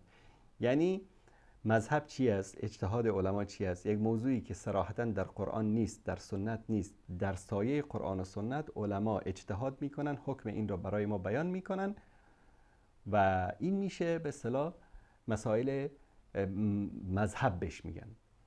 خب آیا واجب است که انسان پیرو یکی از مذاهب باشد؟ واجب نیست که انسان، فرض نیست که انسان حتما پیرو یکی از مذاهب باشد. واجب است که ما پیرو قرآن و سنت باشیم. هر مذهبی که دلیلش بر پایه قرآن و سنت بود، از قرآن و سنت برای ما دلیل گفت، ما اون رو قبول میکنیم، چون حرف الله و رسول دین ماست. امکان داره که در یک مذهبی به طور مثال یک عملی رو شما انجام دادید 10 سال، 20 سال، 30 سال، 40 سال، 50 سال، این عمل رو به شکل اشتباه مخالف سنت انجام دادید. امروز اگر حدیث صحیح پیامبر صلی الله علیه و سلم برای شما میرسه، شما باید حدیث صحیح رو بگیرید و اون قولی رو که ولو که 50 سال ولو که 60 سال عمل کردید رو ترک بکنید، چون اصل این است که اطاعت از الله و رسول است. برادر ما فرمودن که من مثلا رفتم یک کشور عربی، اونجا مردم حنبلی هستن، اونجا عادت کردم. ببینید این مسائل عادت نیست. شاید در یک مسئله رأی مذهب حنفی خیلی قوی‌تر از رأی مذهب حنبلی باشد. شما اگر انسان عالم هستید، علم دین دارید، مثلا برید در مورد این که دست رو روی سینه بگیرم یا دست رو زیر ناف بگیرم، برید مطالعه بکنید، احادیث رو ببینید کدام حدیثی که صحیح هست به سنت پیامبر صلی الله علیه و سلم نزدیک است، همون حدیث رو بهش عمل بکنید، بلکه که اون حدیث روی سینه گرفتن باشه یا که زیر ناف گرفتن باشه. اما این که مثلا بر اساس عادت بشه، نه، که عادت کردم اینجا به خاطر همین من حنبلی میشوم، نه، دین ما دین عادت نیست، دین ما دین اطاعت هست. اطاعت هست الله و رسول الله صلی الله علیه و آله و سلم. در یک مسئله مذهب حنفی حرفش دقیق تر است، در یک مسئله مذهب حنبلی حرفش دقیق تر است. مثلا بعضی از علما میگن که مثلا دست رو روی ناف یا زیر ناف گرفتن دلیلش قوی تر است از این که انسان دستش رو روی سینه بگیره. به خاطر همین بعضیا به خاطر آسانگیری در یک مسئله‌ای که آسانی است میرن مذهب حنبلی رو رأیشو میگیرن، در یک مسئله‌ای که آسانی است میرن رأی مذهب حنفی رو میگیرن. بر اساس هوا و هوس نباید باشه، بر اساس تقوا باید باشه. یعنی چی؟ نه اینکه کدام آسانتر است، کدام به قرآن و سنت نزدیکتر است، این گونه باید برخورد بکنیم. خب دوستان عزیز، من فکر میکنم دیگه کم کم به پایین برنامه رسیدیم. یک تماس آخر رو میگیریم و بعد با شما خداحافظی میکنیم. سلام علیکم، بفرمایید. بله سلام علیکم، بفرمایید. الو سلام علیکم آقای استاد انصاری عزیز. علیکم السلام و رحمت الله و برکاته. استاد جان ببخشید وقت مبارکتون رو گرفتم. خدمتتون عرض کنم یه روزی من زنگ زدم خدمتتون، 2 تا سوال داشتم ازتون. شما سوال اولمو جواب دادید، ولی سوال دومم این بود که کسی که مریضه و داره از این دنیا فوت میکنه براشون سوره یاسین میگن سوره یاسین رو بر بالینش بخونید براش بهتره. شما یادتون رفت و جواب ندادید. من سوالم این بود که آیا سوره یاسین براش خوبه برای کسی که داره از این دنیا به اون دنیا میره یا فرقی نداره به حالش؟ باشه چشم، در این مورد انشالله جواب خواهم داد. دست شما درد نکنه. استاد جان ببخشید میتونم یه سوال دیگه کوچولو هم ازتون بپرسم؟ بفرمایید. البته انشالله یادتون نره این دفعه. دوتاشونم جواب بدید. خدمتتون عرض کنم یکی هم بعضی وقتا، البته من در کشور آلمان زندگی میکنم، بعضی وقتا البته نماز که میخونم رکعت دوم وقتی که التحیات رو میخونم اللهم صل علی محمد و علی آل محمد تموم میشه. معمولا میگن رکعت دوم التحیات اونو بگید تموم میشه، ولی من التحیات کما صلیت ابراهیم و علی آل ابراهیم تا آخر اونم بعضی وقتا میخونم. آیا نمازم باطله یا باطل نیست؟ نه، این آخری که فرمودید در تحیات هیچ مشکلی نداره. در مورد سوره یاسین حدیثی است از رسول الله صلی الله علیه و آله و سلم، اقرأوا علی موتاکم یاسین، یعنی سوره یاسین رو برای مردگانتان بخوانید. این در حالتی است که طرف در حالت جان کندن است. گرچه در سند این حدیث علما یعنی حرفایی زدن، ولکن خواندن قرآن کریم، ذکر الله سبحانه و تعالی بر بالین کسی که در حالت جان کندن است، لحظات آخر زندگیش است یا در بستر مرگ است. بعضی هست مثلا بیمار است، دکترم جواب داده شاید 1 روز 2 روز 1 هفته یکی از دوستانش اقاربش نزدیکانش بیاد در کنارش آیات قرآن کریم رو بخوانه، بالعکس بهش آرامش میده، بهش سکون میده، یعنی یک نوع احساس آرامش درونی ایجاد میشه و این هیچ اشکالی نداره و این حدیث هم از رسول الله صلی الله علیه و سلم هست. اما در لحظه جان کندن رسول الله صلی الله علیه و سلم میفرمایند که لقنوا موتاکم لا اله الا الله. در وقت جان کندن، در نزدیکی جان کندن، سعی کنید که به کسی که در حالت جان کندن است شهادتین رو یا امین لا اله الا الله رو تلقین بکنید که آخرین کلامی که میگه در این دنیا همین باشه. دست شما درد نکنه، خیلی ممنون. انشاءالله در این دیار قربت وقتی که ما داریم میبینیم کسی پیشمون باشه که یادمون بندازه، اما انشاءالله خدا خودش به یادمون میندازه و این کلمه رو میگیم انشاءالله. الله سبحانه و تعالی حسن خاتمه نصیب همه ما و شما بکنه انشاءالله. سلامت باشید. خیلی ممنون. استاد جان ببخشید من آخر نمازم همیشه با زبان خودم، زبان مادری خودم دعا میکنم خدایا شما پدر و مادر من را عفو کنید، شما عفو کردن را خیلی دوست دارید. آیا به همین زبون مادری که میگم این دعام درسته؟ بله، انسان ببینید دعا رو سعی بکنه، دعا رو به عربی بگه، خیلی بهتره. کم کم سعی کنید عادت بکنید. مثلا یک کتابی هست به نام پناهگاه مسلمان، الان در اینترنت سرچ بکنید در کتابخانه عقیده به نام پناهگاه مسلمان. یک کتابی هست که کلا این اذکار رو در اونجا با ترجمه فارسی با تشدید و اینا، با یعنی به اصطلاح حرکات و فتح و کسر و این چیزا آورده. خیلی راحت میتونید نص عربیشو بخونید. مثلا ربی اغفر لی ولی والدی وللمؤمنین والمؤمنات، عین همین دعایی که شما کردید. بارالها مرا بیامرز، پدر و مادرم را بیامرز و مؤمنین و مؤمنات را بیامرز. الان این دعا از پیامبر صلی الله علیه و سلم ثابت است، در قرآن کریم هم هست. شما وقتی که میگید که خدایا مرا بیامرز، پدر مادرم رو بیامرز و مؤمنین و مؤمنات رو بیامرز، در دنیا اگر 1 میلیارد مؤمن 1 میلیارد مؤمنه باشه، الله سبحانه و تعالی به خاطر دعایی که شما برای اونا کردید 2 میلیارد ثواب برای شما می نویسه. این خیلی مهم است این چیزها رو ما بدونیم. گاهی اوقات بدون حساب و کتاب ثواب وجود داره، اما ما راه گرفتنش رو بلد نیستیم. بله. استاد جان دست شما درد نکنه. سلامت باشید. خیلی ممنون. برامون دعا کنید. الله مطالبتون کنه. خدا نگهدار شما. تشکر میکنم از ایشان، از تک تک بینندگان عزیز. تا برنامه دیگر و فرصت دیگر که باز هم با شما عزیزان همراه خواهیم بود، همه تان رو به پروردگار متعال میسپارم و صلی الله علی سیدنا و حبیبنا محمد و علی آله و صحبه اجمعین و السلام علیکم و رحمت الله و برکاته.